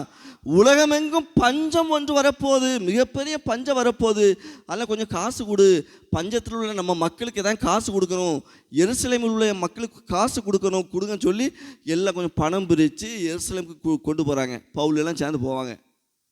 அப்போ இயேசு சொன்ன பூகம்பம் பஞ்சங்க வந்துடுச்சா? பூகம்பமும் நடந்துச்சு. AD 60 பாலஸ்தீனாவில் ஒரு மிகப்பெரிய ஒரு பூகம்பம், பெரிய பேரழிவு. AD 62 அடுத்த 2 வருஷம் கழிச்சு இன்னொரு பெரிய பூகம்பம், பெரிய வல்கேனோ எரப்ஷன் சொல்லுவாங்க இல்லையா? ஸோ இப்போ இயற்கை சீற்றங்கள் அழிவில் ஆரம்பமாகிடுச்சு. ஆக இயேசு சொன்ன இந்த காரியங்கள்லாம் நடக்கும், நீ ரெடியாயிருன்னு சொன்னார். ஆனால் நடந்து முடிஞ்சிடுச்சு. இதில் ஒரு முக்கியமான பாயிண்ட் என்னென்னா, இந்த கோவில் அழிஞ்சிடுச்சுன்னா அதே மாதிரி தான் உலகமும் அழியும் அப்படி சொல்கிறார். 2ஆம் வருகையும் வருங்கிறார். எப்படி இந்த கோயில் அழியுதோ அதே மாதிரி தான் இந்த உலகமும் அழியும். உலகம் அழியுறதுக்கு டைம் தான் எந்த டைம்? 2ஆம் வருகை, நான் வருவேன்னு சொல்கிறாரு. இந்த ரெண்டுக்கும் ஒரு தொடர்பு உண்டு. கோயில் அழிவுக்கும் உலக அழிவுக்கும் ஒரு தொடர்பு உண்டு. ஏன் அப்படி சொல்கிறாரு? சரி, இந்த 3 விதமான கேடு தீமை வந்தால் கோயில் இடிஞ்சு விழுந்துன்னு சொன்னாரா? இந்த 3 நடந்து போச்சு இல்லையா? கோயிலும் AD 70 இயேசு பிறந்ததுக்கப்புறம் இறந்ததுக்கப்புறம் தொடர்ந்து வரக்கூடிய 70ஆவது ஆண்டு கோயிலும் இடிஞ்சு போச்சு. இந்த 3 பூகம்பம் நடந்துச்சு, இந்த 3 அழிவுகள் வந்துச்சு, தீமை வந்துச்சு, கோவிலும் அழிஞ்சு போச்சு. இப்போ நமக்கு ஒரு கேள்வி, கோயில் அழிவதை போல உலகமும் அழின்னு சொன்னியலா, இயேசுடைய 2ஆம் வருகை வரும்னு சொன்னியலா, ஆனால் இன்னும் வரலை. ஏன் வரலை? இயேசுடைய 2ஆம் வருகை ஏன் இன்னும் வரலை அப்படின்னு ஒரு கேள்வி நமக்கு வரும். இப்போ இந்த கேள்வி வரும்போது தான் அதில் 10வது நம்ம மார்க் 13:10 ஒரு அழகாக சொல்லியிருப்பார், இன்னும் ஒரு குறை இருக்குது, உங்கள் மத்தியில் இன்னும் ஒரு நடக்க வேண்டியிருக்கு, அது நடந்து முடிஞ்சிடுச்சுன்னா என்னுடைய 2ஆம் வருகை வந்துடும் சொல்கிறாரு. எல்லா மக்களினத்தாருக்கும் நற்செய்தி அறிவிக்கப்பட வேண்டும், எல்லா மக்களினத்தாருக்கும் நற்செய்தி அறிவிக்கப்பட வேண்டும். இது ஒரு குறையாக இருக்குது, அதனால தான் இன்னும் 2ஆம் வருகை வராமல் காத்துக்கிட்டே இருக்கு. அப்போ கோயில் எப்படி இடிச்சிச்சு? இதெல்லாம் நடந்ததானே கோயில் இடின்னு சொன்னீங்க.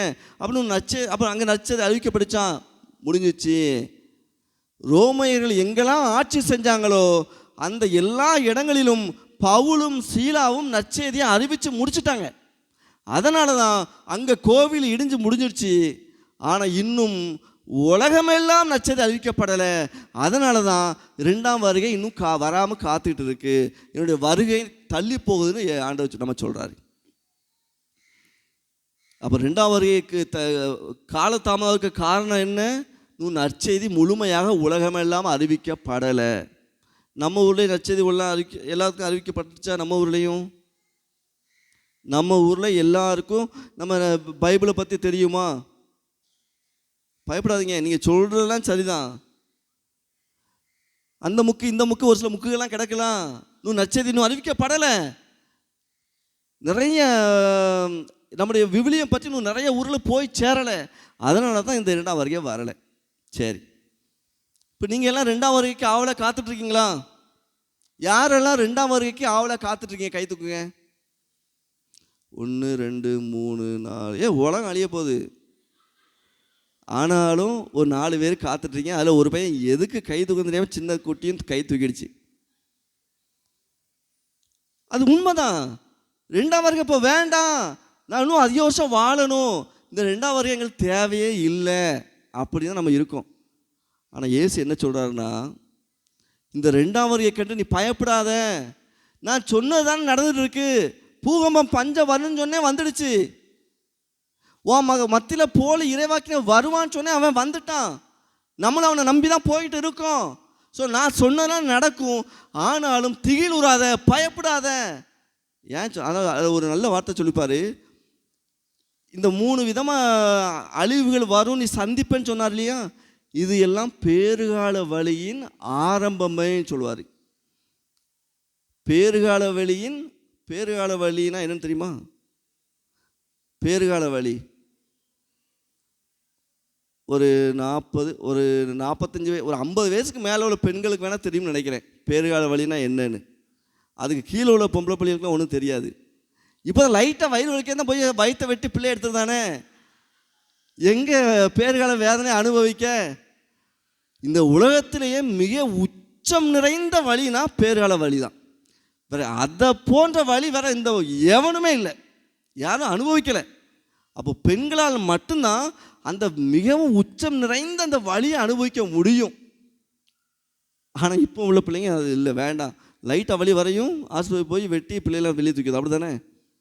ஆனால் ஆண்டவர் என்ன சொல்ல தெரியுமா, இப்போ இது எல்லாமே பேராள வழின்னு ஸ்டார்டிங் தான், இன்னும் இதை விட மோசமான சூழலாக வரும், வழி வரும், நீ காத்துட்டுரு. ஆனால் அந்த வழி உனக்கு ஒரு பொருட்டு அல்ல. ஏன்னா ஒரு குழந்தை பிறந்த உடனே இந்த வழி மறந்துடுமா, நீ நாசமாக போயிடுவ அப்படின்னு ஒருத்தன் சொன்னாம்னா அந்த வார்த்தையை நம்ம மறப்போமா? மூஞ்சில் முழிப்போமா? அவனை எப்படா பழி வாங்கலாம் துடிச்சிட்டு இருப்போம் எத்தனை வருஷம் ஆனாலும். அப்படி தானே? நம்ம மூளையிலேயே அது பதிஞ்சிரும். அந்த வலி, அந்த அவமானம், அந்த அசிங்கம், என்ன போய் அவன் நாசமாக போயின்னு சொல்லிட்டானே, நம்ம மூளையிலே தங்கியிருக்கும் அந்த வலி, அந்த அவமானம் இங்கே இருக்கும். ஆனால் அதெல்லாம் கடந்து எவ்வளோ பெரிய வலி, பேறுகால வலி. ஆனால் அந்த வலி உங்களுக்கு மறந்துடுமா?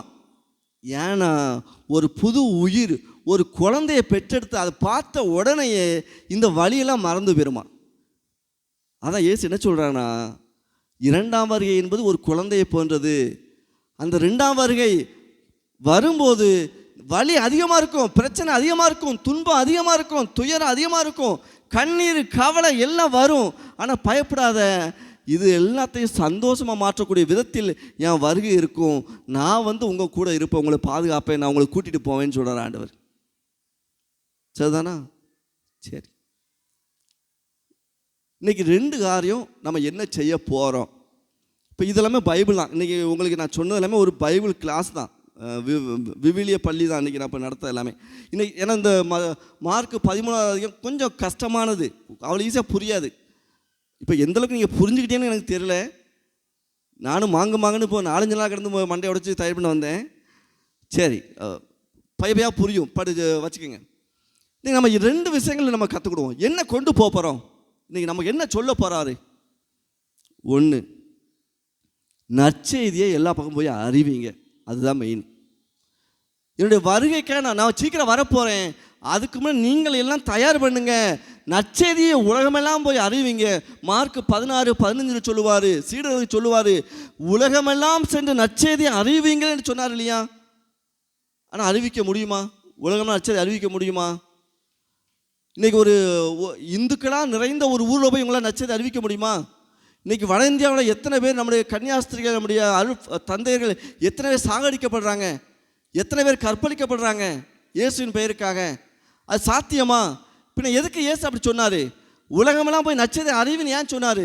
மத்தேயு 28-18 சொல்லுவார், நீ போ, ஏன்னா விண்ணிலும் மண்ணிலும் எனக்கு எல்லா அதிகாரமும் உண்டுன்னு சொல்லுவார். விண்ணிலும் மண்ணிலும் எனக்கு எல்லா அதிகாரமும் இருக்குது, மண்ணிலும் எனக்கு அதிகாரம் இருக்குது, எல்லா ஊரிலும் எனக்கு அதிகாரம் இருக்குது, நீ தைரியமாக போன்னு சொல்லுவார். அதுக்கு தான் ஒரு நல்ல எடுத்துக்காட்டு எங்கே இருக்குது, திருத்துதர் பணியில் அழகாக பார்க்கலாம். 18 திருத்துதர் பணி 18 நினைக்கிறேன், அங்கே ஒரு நிகழ்ச்சி வரும். பவுல் போய் நற்செய்தி கொரிந்தில் நற்செய்தி அறிவிச்சிட்டு இருப்பார். அந்த ஊரில் உள்ள எல்லாவனும் பவுலை அடிக்கிறதுக்கு நிற்பான். நீ இயேசுவை பற்றி போதிக்காத, இந்த ஊரை விட்டு ஓடி போயிரு, இங்கே இருக்காத அப்படின்னு பவுலுக்கு பெரிய மண்டையடி அங்கே. ஆனாலும் பவுல் பண்ணிகிட்டே இருப்பார். ஒரு நாள் நைட்டு கனவு காண்பார். கனவுல ஆண்டவர் தோண்டுவார். அவர் சொல்லுவார், பவுலே நீ அஞ்சாத, நீ நிறுத்தாத, நீ தொடர்ந்து பேசிக்கொண்டே இரு, ஏனெனில் நான் உன்னோடு வாசிங்க, ஏனெனில் நான் உன்னோடு இருக்கிறேன், யாரும் உனக்கு தீங்கிழைக்க மாட்டாங்க, ஏனெனில் இந்நகரத்தில் எனக்குரியர் பலர் இருக்கின்றனர். பார்த்தீங்களா? அதான் இயேசு சொன்னார் பார்த்தீங்களா, மத்தேயு 28-18 சொல்லுவார்ல, விண்ணிலும் மண்ணிலும் எனக்கு அதிகாரம் உண்டு, இந்த மண்ணில் எல்லா மூல முடுக்கில் எனக்கு அதிகாரம் உண்டு. அதை தான் இன்னைக்கு சொல்கிறார், பவுலுக்கு சொல்கிறாரு, நீ எவனுக்கும் பயப்படாத, நீ நிறுத்தாத, நீ பேசிக்கிட்டே இரு, ஏனெனில் இந்த ஊரில் நான் வாங்கூட இருக்கேன், இந்த ஊரில் இருக்கவனும் எனக்குரியவர்கள் உனக்கு உதவி செய்வாங்க, நீ தைரியமாக போ, தைரியமாக நற்செய்தியை அறிவின்னு சொல்லுவார். அதேமாதிரி இந்த மாதம் தான் நம்ம மிஷன் சண்டேன்னு கொண்டாடியிருப்போம், மறைபரப்பு நேரம் கொண்டாடியிருப்போம். அந்த மறைபரப்பு நோக்கமும் அதுதான், நற்செய்தி அறிவி தான், அந்த அறிவிப்பது ஹெல்ப் பண்ணுவது தான். இன்றைக்கி ஆண்டவர் நம்மளை கேட்பது அதுதான், நீ நற்செய்தியை அறிவி. நம்ம தான் வீட்டில் நற்செய்தியை கையில் எடுப்பதே கிடையாது, நம்ம தான் வீட்டில் பைபிளை கையில் எடுப்பதே கிடையாது. நம்ம யோசிக்கிறோமே, பைபிளை வாசிக்க யோசிக்கிறோமே, நம்ம டெய்லி ஒரு 2 மணி நேரம் நாடகம் பார்ப்போம், சீரியல் பார்ப்போம், படம் பார்ப்போம். ஆனால் ஒரு 10 நிமிஷம் டெய்லி காலையிலையும் தூங்க முன்னாடி ஒரு நற்செய்தியை வாசிக்க நம்ம யோசிப்போம். நம்ம நேரம் ஒதுக்க கிடையாது. இது மிகப்பெரிய ஒரு சவால் இன்னைக்கு ஆண்டவர் நமக்கு தருவது. 2வது காரியம், இன்னைக்கு மார்க் நற்செய்தியால் உங்கள் எல்லாத்துக்கும் ஒரு மிகப்பெரிய ஒரு ஆசீர்வாதத்தை தராரு. மிகப்பெரிய ஒரு ஆசீர்வாதம். என்ன ஆசீர்வாதம்? நீ துன்புறுத்தப்படுவேன், நீ என் பேரை சொன்னால் உன்னை கஷ்டப்படுத்துவான், என் பேரை சொன்னால் உனக்கு கஷ்டம் வரும், துன்பம் வரும், உன்னை எல்லாரும் எதிர்ப்பான், உனக்கு விரோதி நிறையா வருவான். ஆனாலும் நீ என்ன பேசணும், எப்படி பேசணும் பயப்படாத. உனக்கு யாரை தருவேன்? தூய ஆவியாரை நான் உனக்கு தருவேன்னு சொல்லுவார். மார்க் நற்செய்தியால் இன்றைக்கி உங்களுக்கு கொடுக்கக்கூடிய மிகப்பெரிய ஒரு கொடை, ஒரு கிஃப்ட்டு இன்றைக்கி பூசைக்கு வந்த உங்கள் எல்லாத்துக்கும் ஆண்டவர் தராரு. அந்த தூய ஆவியை உங்களுக்கு தராரு. அந்த தூய ஆவியை நீங்கள் கொண்டு போகிறீங்க. வந்துடுவார், உங்கள் கூட தான் இருப்பார். ஆனால் நம்ம எப்படி உணர போகிறோம்? நம்ம எப்படி உணர்வோம் தெரியுமா? பெரும்பாலும் எல்லா திருப்பலியிலையும் ஒரு மன்றாட்டு வந்துடும். என்ன மன்றாட்டு? ஆண்டவரே, மறைபரப்பு பணி செய்கின்ற எல்லாருக்கும் துன்பம் வராமல் பாதுகாத்துக்கங்கன்னு சொல்லி ஜெபம் பண்ணுவோம். ஆமாம் இல்லையா? எங்களுக்கு எந்த துன்பத்தையும் கொடுத்துடாத ஆண்டவரே, என் பிள்ளைய பணி செய்கிறாங்க, அவங்களுக்கு துன்பத்தை கொடுக்காதீங்க, எல்லாரையும் பாதுகாப்பாக வச்சுக்கோங்க அப்படின்னு நம்ம ஜெபம் பண்ணுவோம். நமக்கு துன்பமே வேண்டாம்னு இருக்கோம். நம்ம சொகுசா வாழ ஆசைப்படுதோம். துன்பமான எந்த துன்பம்? கடன் பிரச்சனையா? வீட்டில் மாமியார் மருமக சண்டையா? கூட பிறந்தவன் அண்ணன் தம்பி சண்டையா? இல்லை இப்போ சொக்காரங்க சண்டையா? அது இல்லை. இயேசு சொல்கிற துன்பம் வேற. நீ என் பேரை போய் ஒரு இடத்துல சொல்லும்போது அங்கே ஒருத்தவனை கல் அடிக்கானா, அது துன்பம். இத்தகைய துன்பத்தை நீ எதிர்கொள்ள வேண்டுங்கிறாரு ஆண்டவர். இயேசு சொல்கிறாரு, அதான் நீ சொல்கிறார். ஆனால் அந்த துன்பம்லாம் நமக்கு வேண்டாம் அப்படின்னு நம்ம ஜெபம் பண்ணிகிட்ருக்கோம். ஒவ்வொரு திருப்பலியிலையும் அந்த நான் சொன்ன மாதிரி அந்த விண்ணப்பங்கள் வரும். நம்ம ஜபிக்கிற பொழுது நம்ம எல்லாத்துக்கும் சொகுசாக இருக்கட்டும், ஒரு கஷ்டமும் வந்துடக்கூடாது, நம்ம ஊர் குருக்கள்லாம் கஷ்டப்படக்கூடாது, துறவரத்தில் கஷ்டப்படக்கூடாது. நம்ம ஜபங்கள்லாம் இன்றைக்கி அதுவாக தான் இருக்குது. அது இல்லை ஜபம். ஆண்டவர் சொல்கிறது, கஷ்டப்படட்டும், ரத்தம் சிந்தட்டும். இந்த திருச்சபை ரத்தத்தில் முளைச்சது தான், அதில் அடித்தளமாக வந்தது தான். அதில் ஸ்ட்ராங்காக வரும்பொழுது தான் தூய ஆவியை நம்ம உணர முடியும்னு சொல்கிறாரு. தூய ஆவி இப்போ நல்லா வைப்ரண்டாக இருக்கா? நம்ம ஊரில் வைப்ரண்டாக இருக்கா? நல்லா இருக்கா? எங்கள் அக்கா அழகா நல்லா இருக்குண்டாப்லையே. தொடக்க கால கிறிஸ்தவர்களோடு ஒப்பிடும் பொழுது இப்பொழுது தூய ஆவி அவ்வளவா நம்ம உணர்வது இல்லை. தொடக்க கால கிறிஸ்தவர்கள் வேத கலாபனை கேள்விப்பட்டிருக்கலாம். வேத கலாபனைனா என்ன? வேத கலாபனை அது நல்ல தமிழ் என்னன்னு தெரியல எனக்கு. இப்போ அது பழைய தமிழ் நினைக்கிறேன். வேத கலாபனை நிறைஞ்ச இப்போ புது தமிழ் இருக்கா? மறைசாட்சிகள் இயேசுவின் பெயரை சொல்லி ரத்தம் சிந்தினாங்க இல்லையா? அந்த டயத்தில் தூய ஆவி வைப்ரண்டாக இருந்துச்சு, வல்லமையாக செயல்பட்டுச்சு அந்த இடத்துல. திருத்துவபணி 5:1-11 வீட்டில் போய் வாசிச்சு பாருங்க. அங்கே அனனியா சபிரான்னு 2 பேர் இருப்பாங்க. இந்த 2 பேரும் நல்லா தான் இருந்தாங்க. ஒரு கட்டத்தில் பொய் சொல்லிடுவாங்க, ஒரு சின்ன பொய் சொல்லிடுவாங்க, தூய ஆவிக்கு எதிராக பொய் சொல்லிடுவாங்க. அடுத்த செகண்ட் அங்கே செத்து விடுவாங்க. தூய ஆவி அவ்வளோ வைப்ரண்டாக இருக்கும், அவ்வளோ பவர்ஃபுல்லாக இருந்துச்சு. ஏன்? என்ன காரணம்? மக்கள் இயேசுவுக்காக துன்பத்தை எதிர்கொள்ள தயாராக இருந்தாங்க. அப்போ இந்த மக்கள் கூட நான் இருப்பேன், தூயாவி இருக்கும். அதனை சொல்கிறாரு மார்க், அழகாக சொல்கிறாரு, நீ எவ்வளோ கஷ்டத்தை அனுபவிக்க போறியோ நீ பயப்படாத, தூய ஆவியை உனக்கு நான் தருவேன்னு சொல்கிறாரு. ஆனால் நம்ம துன்பத்தை நம்ம வெறுக்கிறோம், துன்பம் வேண்டாம்னு ஜெபம் பண்ணிட்டு இருக்கோம், ஒதுக்குறோம். பிரியமானவர்களே, இந்த நாளில் நம்ம எவ்வளோ கஷ்டப்பட்டாலும் எவ்வளோ துன்பப்பட்டாலும் ஒன்றை ஞாபகம் வச்சுக்கிடணும், ஆண்டவர் அதை சந்திக்கக்கூடிய தூய ஆவியை உங்களுக்கு அனுப்பிக்கிட்டே இருப்பார். தூய ஆவி உங்க கூட வந்துகிட்டே இருப்பார். அதுதான் அவர் கொடுக்குற மிகப்பெரிய நமக்கு ஒரு நம்பிக்கை. துன்பம் இல்லாமல் இருந்துடலாமா? துன்பமே இல்லாமல், கஷ்டமே இல்லாமல் இருக்க முடியுமா? பைபிளில் எங்கேயுமே துன்பப்படாத ஒரு சபை இல்லவே இல்லை. விவிலியம் முழுவதும் நீங்கள் தேடி பாருங்கள், எல்லா சபை விவிலியத்தில் சொல்லப்படுகிற அத்தனை சபைகளும் இயேசுவை நம்பி கூடிய கூட்டங்கள் எல்லாமும் துன்பத்தை அனுபவித்த கூட்டங்கள் தான். அப்போ நாமளும் துன்பத்தை அனுபவிக்க ரெடியாக இருக்கணும், தயாராக இருக்கணும். கஷ்டங்களை, துன்பங்கள், துயரங்களை பற்றி நம்ம ஒருபோதும் பயப்படக்கூடாது. ஏன்? ஆண்டவர் நாங்கள் சந்திக்க தூய ஆவியை தருவார், அந்த நம்பிக்கையோடு நம்ம பயணம் செய்யணும். அதான் இன்றைக்கி இந்த நற்செய்தியில் முழுவதும் நமக்கு ஆண்டவர் தரக்கூடிய ஒரு மிகப்பெரிய ஒரு சன்மானமாக இருக்கும். அந்த நம்பிக்கையோடு ஒரு நிமிடம் கண்களை மூடி ஆண்டவருக்கு முன்னால் ஒப்பு கொடுங்க. என்ன நோக்கத்தோடு இந்த திருப்பலிக்கு வந்தீங்களோ, என்னென்ன ஆசீர் அருள் வேணும்னு நீங்கள் திருப்பலிக்கு வந்திருக்கீங்களோ அதுக்காக ஜெபம் பண்ணுங்க. உங்கள் பிள்ளைகளுக்காக, உங்கள் பேர பிள்ளைகளுக்காக, உங்கள் சொந்தங்களுக்காக, உங்களை ஜெபிக்க கேட்டவங்களுக்காக, இன்னும் குறிப்பாக இயேசுவின் பெயரை சொல்லி அதற்காக துன்பப்பட்டு கொண்டிருக்கிற ஒவ்வொருத்தருக்காக நீங்கள் ஜெபம் பண்ணுங்க. தூய ஆவி அவங்களுக்கு பக்கத்தில் போகணும், அந்த துன்பத்தை எதிர்கொள்ளக்கூடிய சக்தி ஆண்டவர்கள் தரணும். ஜெபம் பண்ணுங்க.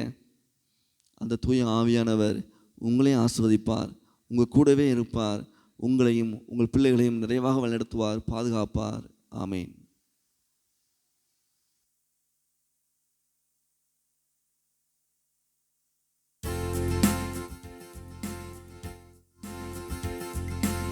அனைவரும் எழுந்து நின்று நம்பிக்கை அறிக்கையிட்டு பாடும்.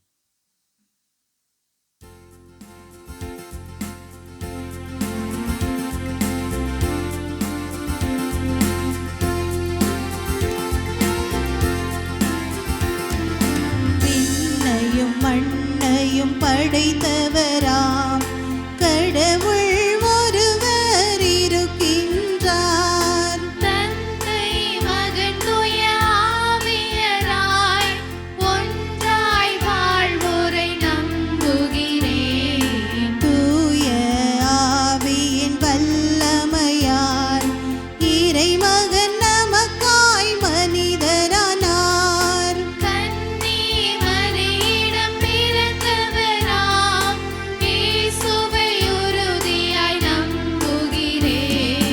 பிலாத்துவின் ஆட்சியில் பாடுபட்டார், சிலுவையில் இறந்து அடக்கப்பட்டார். மூன்றாம் நாளில் உயிர்த்தெழுந்தார், இறப்பின் மீதே வெற்றி கொண்டார். விண்ணகம் வாழும் தந்தையிடம் அரியணை கொண்டு இருக்கின்றார். உலகம் முடியும் காலத்திலே நடுவராய் திரும்பவும் வந்திடுவார். தூய ஆவியாரை நம்புகிறேன், பாரினில் அவர் துணை வேண்டுகிறேன். பாவ மன்னிப்பில் தூய்மை பெற்று பரிகார வாழ்வில் நிலைத்திடுவேன். திரு அவை உரைப்பதை நம்புகிறேன், புனிதர்கள் உறவை நம்புகிறேன். உடலின் உயிர்ப்பை நிலை வாழ்வை உறுதியுடனே நம்புகிறேன்.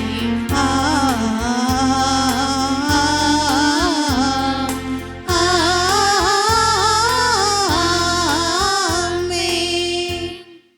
அன்பு சகோதர சகோதரிகளே, எல்லாம் வல்ல தந்தையாம் இறைவன் மக்கள் அனைவரும் மீட்படையவும் உண்மையில் நிறைய அறிவு பெறவும் விரும்புகின்றார். அவர் பால் முழுமன பற்றுதலுடன் நம் வேண்டுதல்களை செலுத்துவோம்.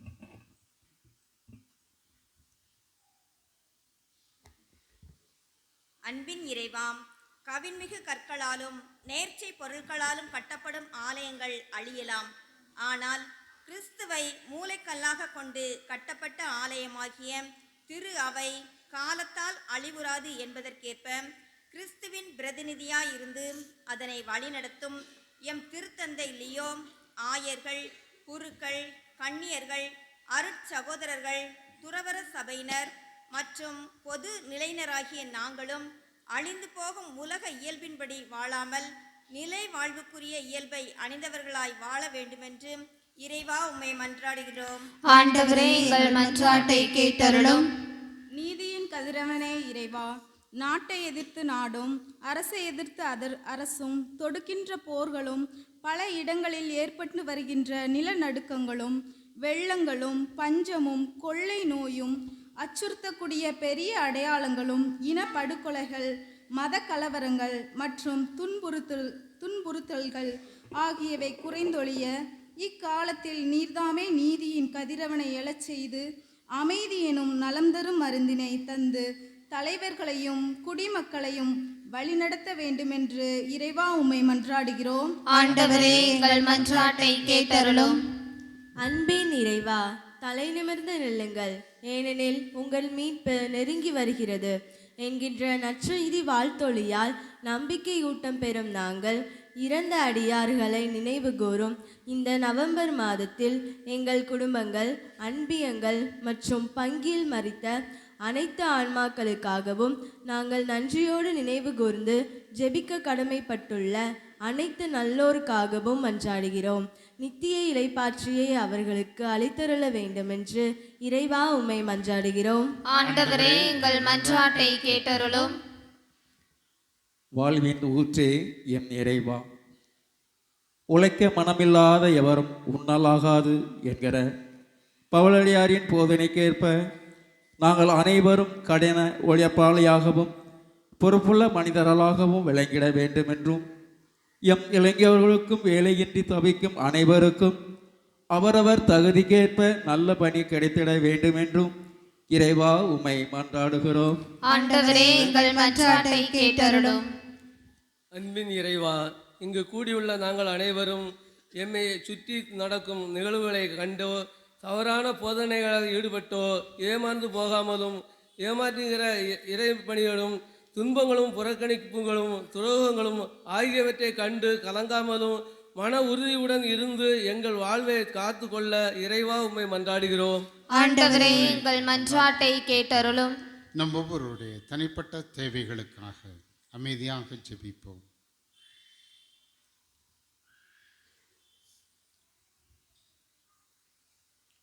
அன்பை உருவான இறைவா, இதோ உம்முடைய பிள்ளைகளாகி நாங்கள் நம்பிக்கையோடு உம்முடைய திருப்பாதத்திலே எங்கள் விண்ணப்பங்களை நாங்கள் சமர்ப்பித்திருக்கிறோம். கனிவும் இரக்கம் உடைய தெய்வம், அனைவரும் வாழ்வை நிறைவாக பெற வேண்டுமென்று விரும்புகின்ற நீர் தாமே எங்கள் வாழ்வில் உடன் பயணித்தருளும். இதோ எங்கள் வாழ்வில் குடும்பங்களில் நாங்கள் வேண்டுகிற விரும்புகிற எதிர்நோக்கி இருக்கிற எல்லா நன்மைகளையும் ஆசீர்வாதங்களையும் அபரிதமாய் பொழிந்தருளும். ஒவ்வொரு குடும்பத்திலும் சந்தோஷத்தையும் சமாதானத்தையும் ஒற்றுமையும் கட்டளையிடும்படியாய் நாங்கள் வேண்டுகிறோம்.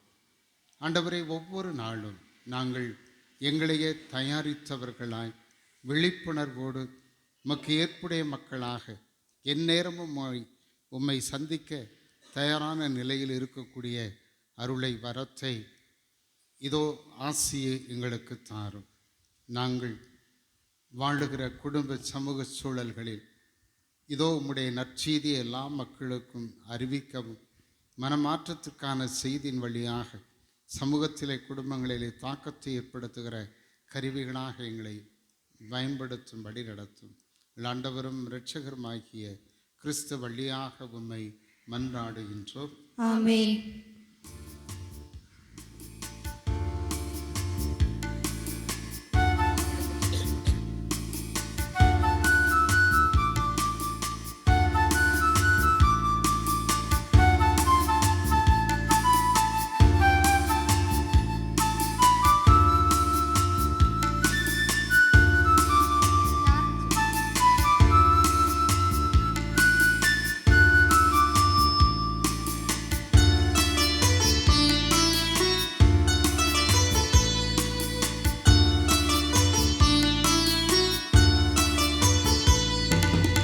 எது வேண்டும் உனக்கு இறைவா, எது தந்த போதும் உனக்கது ஈடாகுமா,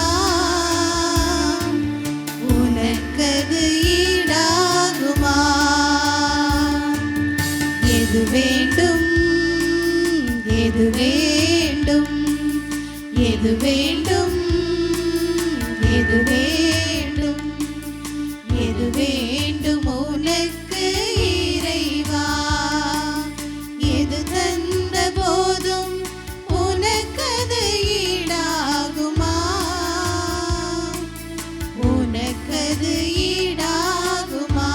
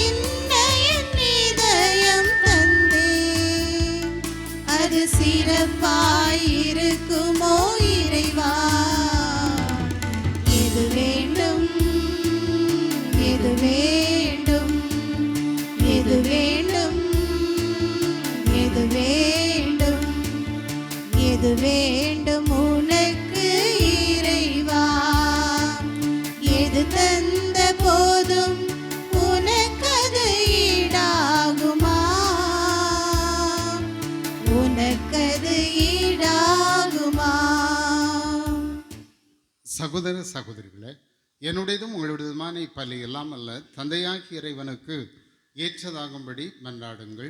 ஆண்டவர் தமது பெயரின் புகழ்ச்சிக்காகவும் மாட்சிக்காகவும் நமது நன்மைக்காகவும் புனித திரு அவை அனைத்து நலன்களுக்காகவும் உமது கையிலிருந்து இப்பலியை ஏற்றுக்கொள்வாராக. இறைவா, நீர் எங்களுக்கு அளித்துள்ள பல்வேறு திறமைகளை பயன்படுத்தி நாங்கள் உழைத்து பெற்றுக்கொண்ட பொருட்கள் சிலவற்றை உமது திருமுன் கொண்டு வந்துள்ளோம். உழைப்பின் மேன்மையை அறிந்துள்ள நீர் இவற்றை ஏற்று நாங்கள் பற்றுறுதியுடன் தொடர்ந்து உழைக்கின்ற வரத்தையும் அதன் பயனாக நிறைவான மகிழ்ச்சியும் எங்களுக்கு தந்தருளும். எங்கள் ஆண்டவராகிய கிறிஸ்து வழியாக உம்மை மன்றாடுகின்றோம்.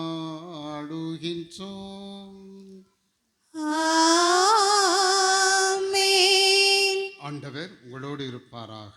உம் ஆன்மாவோடும் இருப்பாராக. இதயங்களை மேலே எழுப்புங்கள். ஆண்டவரிடம் எழுப்பியுள்ளோம். நம் இறைவனாகிய ஆண்டவருக்கு நன்றி கூறுவோம். அது தகுதியும் நீதியும் ஆனதே. ஆண்டவரே, தூயவரான தந்தையே, என்றும் உள்ள எல்லாம் வல்ல இறைவா, எங்கள் ஆண்டவராகிய கிறிஸ்து வழியாக எந்நாளும் எவ்விடத்திலும் நாங்கள் உமக்கு நன்றி செலுத்துவது மெய்யாகவே தகுதியும் நீதியுமாகும் எங்கள் கடமையும் மீட்புக்குரிய செயலுமாகும். பாஸ்கா மறைபொருள் வழியாக கிறிஸ்து புரிந்த அற்புத செயல் இதுவே. தேர்ந்தெடுக்கப்பட்ட இனம் அரச குருத்துவ திருக்கூட்டம் தூய மரபினர் இறைவனுக்கு சொந்தமான மக்கள் என்ற மகிமையை நாங்கள் இப்பொழுது அடையுமாறு எங்களை பாவத்திலிருந்தும் சாவின் பிடியிலிருந்தும் அழைக்க திருவுளமானார். மேலும் இருளிலிருந்து மது வியத்தகு ஒளிக்கு நீர் எங்களை அழைத்ததா நாங்கள் மது வல்லமையை எங்கும் எடுத்துரைக்கவும் செய்தருளினார். ஆகவே தூதர், புனிதர், அரியணை சூழ்வோர், ஆட்சி புரிவோர், வானின் சேனைகள் அணைகள் அனைவரோடும் சேர்ந்து மது மகிமையை போழ்ந்து பாடி முடிவின்றி சொல்வதாவது: தூயவர் தூயவர் தூயவர், வான்படைகளின் கடவுளாம் ஆண்டவர். விண்ணகமும் மண்ணகமும் உமது மாட்சியால் நிறைந்துள்ளன. உன்னதங்களிலே ஓசன்னா. ஆண்டவர் பெயரால் வருகிறவர் ஆசி பெற்றவர். உன்னதங்களிலே ஓசன்னா. அன்புக்குரியவர்களே, நம்பிக்கையோடு நம்முடைய உள்ளத்து உணர்வுகள், ஏக்கங்கள், வேண்டுதல்கள் எல்லாவற்றையும் கூட காணிக்கை பொருட்களோடு சேர்த்து ஆண்டவருக்கு ஒப்பு கொடுப்போம். அற்புதங்களை செய்கின்றவர் நாம் வேண்டும் விரும்பும் நன்மைகளை நிச்சயமாக நிறைவேற்றி தருவார்.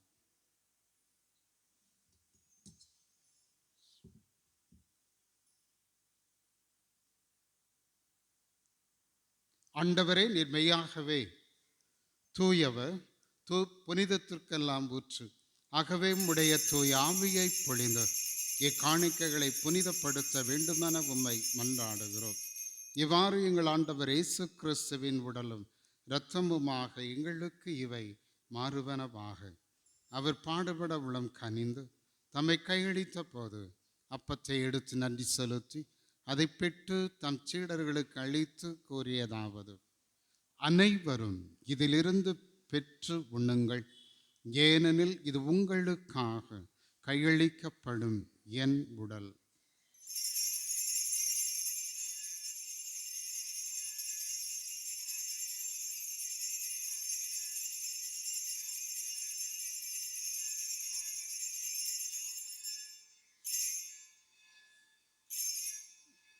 அவ்வண்ணமே இரவு விருந்தை அருந்தியபின் கிண்ணத்தையும் எடுத்து மீண்டும் மக்கு நன்றி கூறி தம் சீடர்களுக்கு அளித்து அவர் கூறியதாவது: அனைவரும் இதிலிருந்து பெற்று பருகுங்கள், ஏனெனில் இது புதிய நிலையான உடன்படிக்கைக்கான என் ரத்தம்.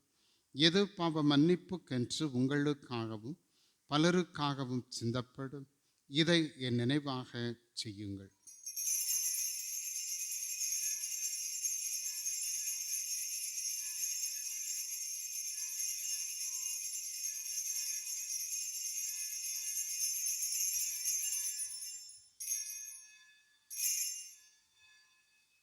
நம்பிக்கையின் மறைப்பொருள்: ஆண்டவரே, நீர் வருமளவும் உமது இறப்பினை அறிக்கையிடுகின்றோம், உமது உயிர்ப்பினையும் எடுத்துரைக்கின்றோம். ஆகவே இறைவா, நாங்கள் கிறிஸ்துவின் இறப்பை உயிர்ப்பை நினைவு கூர்ந்து வாழ்வு தரும் அப்பத்தை மீட்பளிக்கும் கிண்ணத்தை மக்கு ஒப்பு கொடுக்கின்றோம். உம் திருமண் நின்று ஒளியம் புரிய தகுந்தவர்கள் என எங்களை ஏற்றுக்கொண்டீர். எனவே உமக்கு நாங்கள் நன்றி செலுத்துகிறோம். மேலும் கிறிஸ்துவின் உடலிலும் இரத்தத்திலும் பங்கு கொள்ளும் எங்களை தூய ஆவியார் ஒன்று சேர்க்க வேண்டுமென மெய்த்தாழ்மையுடன் மன்றாடுகின்றோம்.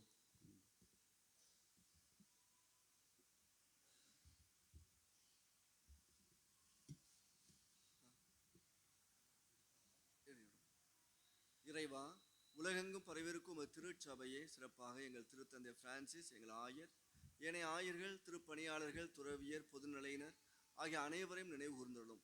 எங்கள் அனைவரையும் அன்பின் நிறைவை அடைய செய்தருளும். மேலும் உயிர்த்தெழும் எதிர்நோக்குடன் துயில் கொள்ளும் எங்கள் சகோதர சகோதரிகளையும் இறந்தோர் அனைவரையும் இரக்கத்துடன் நினைவு கூர்ந்து ஒளிமிக்க உடைய திருமுன் ஏற்றுக்கொள்ளும் எங்கள் அனைவர் மீதும் இரக்கமாயிரும். இறைவனின் கன்னித்தாயான மாட்சிமிக்க புனித மரியாள், அவருடைய கணவரான யோசேப்பு, புனித அப்போஸ்தலர்கள், இவ்வுலகில் மக்கு உகந்தவராய் இருந்தவர்கள், எங்களது பாதுகாவலர் திருமுழுக்கு யோவான் மற்றும் புனிதர் அனைவருடனும் நாங்கள் நிலைவாழ்வில் பங்கு கொள்ளும் தகுதி பெரும்பொருட்டு திருமகன் இயேசு கிறிஸ்து வழியாக உம்மை பொழுதைத்தும் வரமருள உம்மை மன்றாடுகின்றோம். இவர் வழியாக இவரோடு இவரில் எல்லாம் வல்ல இறைவனாகிய தந்தையே, தூய ஆவியாரின் ஒன்றிப்பில் எல்லா புகழும் மாட்சி என்றென்றும் உமக்கு உரியதே. ஆமென். ஆமென்.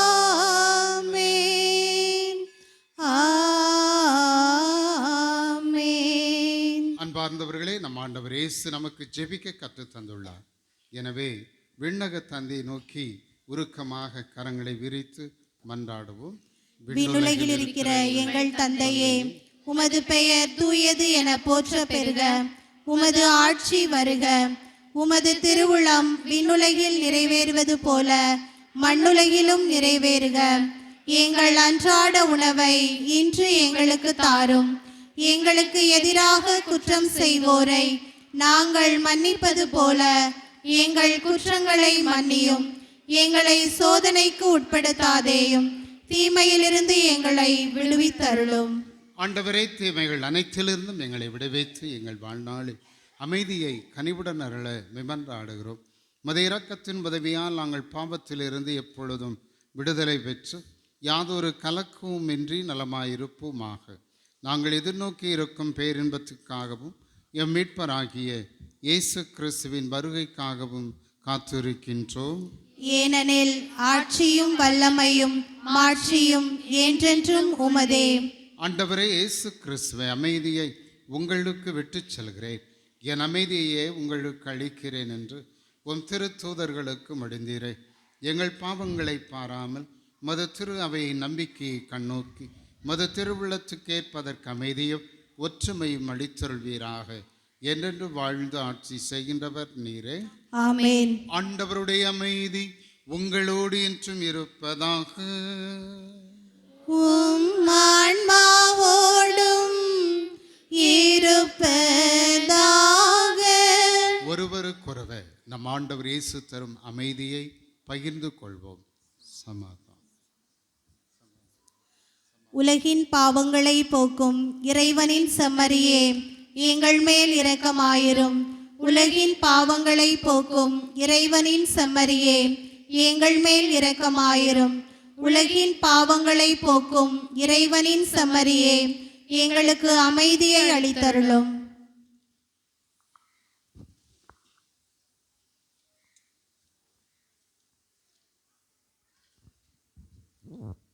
இதோ இறைவனின் செம்மறி, இதோ உலகின் பாவங்களை போக்குகிறவர். செம்மறியின் திருவிருந்திற்கு அழைக்க பெற்ற நாம் அனைவரும் பேறு பெற்று நீர் என் நிலத்தில் எழுந்துள்ள நான் தகுதியற்றவள், ஆனால் ஒரு வார்த்தை மட்டும் சொல்லியருளும், எனது ஆன்மா நலமடையும்.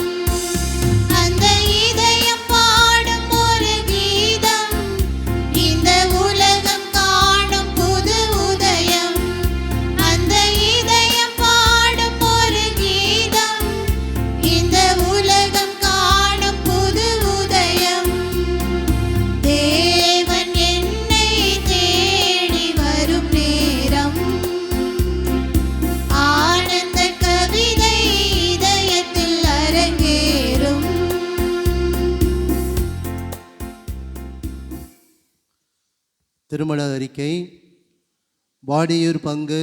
வாடியூரில் வாழும் தந்தை இன்னாசிமுத்து, தாய் அந்தோணி சவரியம்மாள், இவருடைய மகன் அருள் ஸ்டீபனுக்கும். வாடியூர் பங்கு. ஆனைக்குளத்தில் வாழும் தந்தை பிரான்சிஸ், தாய் லூர்தம்மாள், இவருடைய மகள் ரென்சிக்கும் திருமணம் செய்ய முடிவு செய்யப்பட்டுள்ளது. இத்திருமணத்திற்கு இது 2ஆம் அறிக்கையாகும். வாடியூர் பங்கு. வாடியூரில் வாழும் தந்தை சபரிமுத்து, தாய் செல்லத்தாய், இவருடைய மகன் அருள் ஆரோக்கியத்திற்கும். வாடியூர் பங்கு. வாடியூரில் வாழும் தந்தை அருள்சாமி, தாய் ஆரோக்கியமேரி, இவருடைய மகள் ஜெயந்திக்கும் திருமணம் செய்ய முடிவு செய்யப்பட்டுள்ளது. இத்திருமணத்திற்கு இது முதல் அறிக்கையாகும். வாடியூர் பங்கு. வாடியூரில் வாழும் தந்தை குழந்தை இயேசு, தாய் அந்தோணி ராயம்மாள், இவருடைய மகன் பிரவீனுக்கும். சேர்ந்தமரம் பங்கு. சேர்ந்தமரத்தில் வாழும் தந்தை அந்தோணிராஜ், தாய் விஜயலட்சுமி, இவருடைய மகள் ஜோசிக்கும் திருமணம் செய்ய முடிவு செய்யப்பட்டுள்ளது. இத்திருமணத்திற்கு இது முதல் அறிக்கையாகும். அறிவிக்கப்பட்ட திருமணங்களில் ஏதாவது தடைகள் இருந்தால் கனம் பங்கு தந்தை அவர்களுக்கு தெரியப்படுத்த வேண்டியது நம்முடைய கடமையாகும்.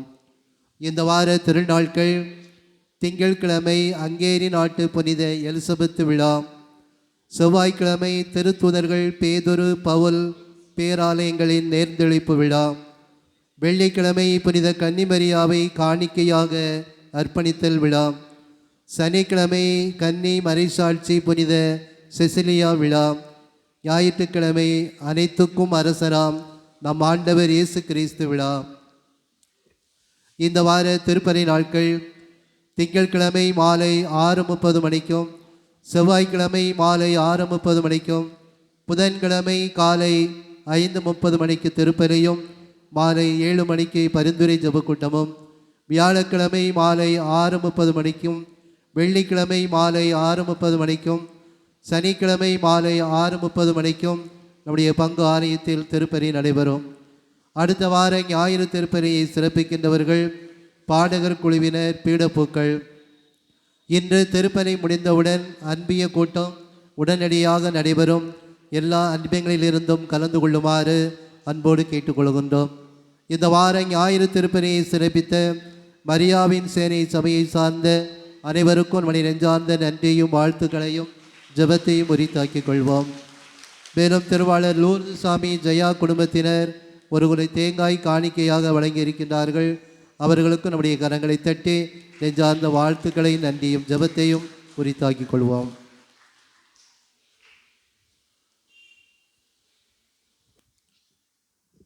ஆண்டவர் இயேசுவில் அன்பு நிறைந்த சகோதர சகோதரிகளே, திருப்பலி முடிந்தவுடன் உடனடியாக அன்பியத்தை சார்ந்த பொறுப்பாளர்கள், செயலர்களுக்கு உடனடியாக இதே அரங்கில் வைத்து கூட்டம் நடைபெறும்.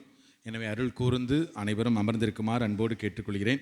அன்புக்குரிய சகோதர சகோதரிகளே, இந்த ஆண்டின் 33வது ஞாயிற்றுக்கிழமையை சிறப்பாக நாம் கொண்டாடி கொண்டிருக்கிறோம்.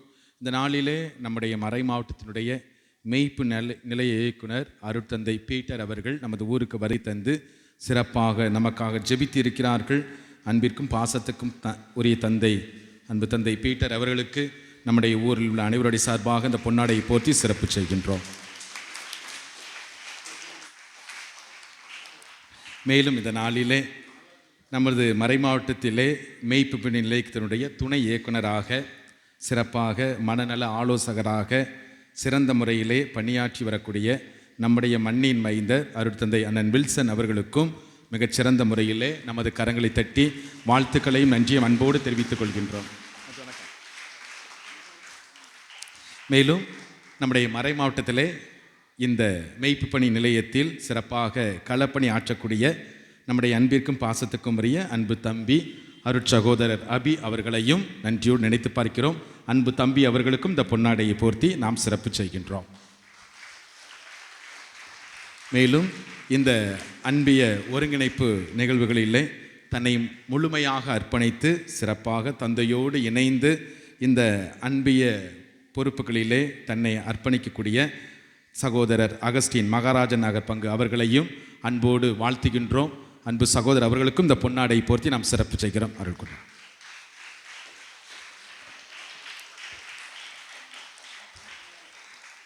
மேலும் அன்பு சகோதரர் கிங்ஸ்டன் அவர்களையும் நன்றியோடு நினைத்து பார்க்கிறோம். எல்லா நிகழ்வுகளிலும் நம்முடைய அன்பு தந்தை பீட்டர் அவர்களுக்கும் மெய்ப்பு பணி நிலையத்திற்கும் மிக உறுதுணையாக இருக்கக்கூடிய சகோதரர் கிங்ஸ்டன் அவர்களையும் அன்போடு அழைக்கின்றோம். அவர்களுக்கும் இந்த பொன்னாடை போர்த்தி சிறப்பு செய்கின்றோம். அன்புக்குரியவர்களே, உடனடியாக இந்த திருப்பலி முடிந்தவுடன் இந்த அரங்கத்திலே கூட்டம் நடைபெறும் என்பதை அன்போடு தெரிவித்துக் கொள்கின்றேன்.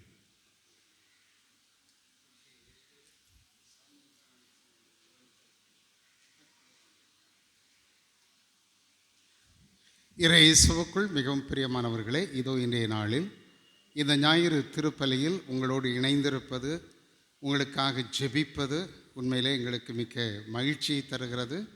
இந்த அருமையான பொன்னான வாய்ப்பை கொடுத்தவர்கள் உங்களது அன்பிற்கும் பாசத்திற்குரிய பங்கு தந்தை அருள் தந்தை லியோ ஜெரால்ட் அவர்கள். இதோ உங்கள் பங்கு தந்தை ஒரு இளைஞருக்குரிய துடிப்போடு புதிய உற்சாகத்தோடு அவர்கள் பங்கு பணியாளருக்குரிய பணிகளை, மக்களை கட்டியெழுப்புகின்ற பணிகளை சிறப்பாகவே செய்து வருகிறார்கள். முதல்ல போய் பார்த்துருப்பீங்க, நான் தீர்த்தம் தெளிச்சிட்டவர்கள் அவர் மேலே வந்துட்டார் அப்படின்னா இப்போ எப்படி இளைஞருக்குரிய துடிப்போடு பணியாற்றுவார். காலையிலே 5 மணிக்கு ஒரு பூசை, 6 மணிக்கு ஒரு பூசை, இப்போ ஒரு பூசை, அடுத்து ஒரு பூசை. ஒரு நாளைக்கு ஒரு சாமியார் 3 பூசை தான் வைக்கணும், அவர் 5 திருப்பலி வைக்கிறார். அந்த அளவிற்கு மக்களுடைய ஆன்மீக தேவைகளை நிறைவு செய்கின்றவராக, மக்களை உண்மையிலே கட்டி எழுப்புகின்றவர்களாக, வழிநடத்துகின்றவராக சிறப்பான பணியை ஆற்றி வருகிறார்கள். அவரிடம் கேட்டுக்கொண்டேன், உங்களுடைய அன்பிய பொறுப்பாளர்களை சந்திக்க வருகிறோம் என்று.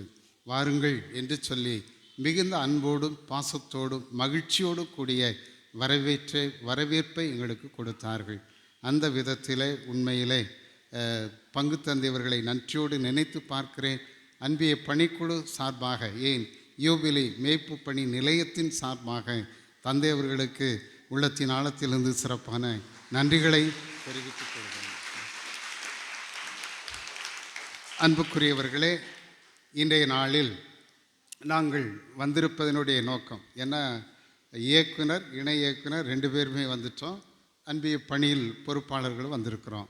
நோக்கம் ஒன்றுதான், என்ன, அன்பிய பொறுப்பாளர்களை சந்திப்பது, அவர்களை உற்சாகப்படுத்துவது, அதுதான் நோக்கம். அதுக்காக தான் வந்திருக்கிறோம். ஒரு மணி நேரம் 1.25 மணி நேரம் ஓடும் அதிகபட்சம். எனவே சில பேர் சாப்பிட்டு வந்திருப்பீங்க, சில பேர் சாப்பிடாமல் வந்திருப்பீங்க. உங்கள் சாமி டீ ஏற்பாடு பண்ணியிருக்கிறாரு. எனவே விரைவில் முடித்து விடுவோம். நீங்கள் ஒத்துழைப்பு தரும்படியாக இந்த நிகழ்வில் கடைசி வரையிலும் முழுமையாக பங்கேற்கும்படியாக, அன்பியங்களை சிறப்பாக கட்டியெழுப்பும்படியாக அன்போடு அழைக்கின்றோம். அன்பியம் நல்லா இருக்குது, அன்பியம் உயிரோட்டமாக இருக்குது அப்படின்னா பங்கு ரொம்ப உயிரோட்டமாக இருக்குது, சூப்பராக இருக்குது அப்படின்னு அர்த்தம். அதனால் நம்ம அன்பியங்கள் உண்மையிலே நன்றாக இயங்கி வருகின்றன என்று நம்புகிறேன். எனவே பங்கு தந்தைக்கும் என்னை ஊக்கப்படுத்துகிறேன்.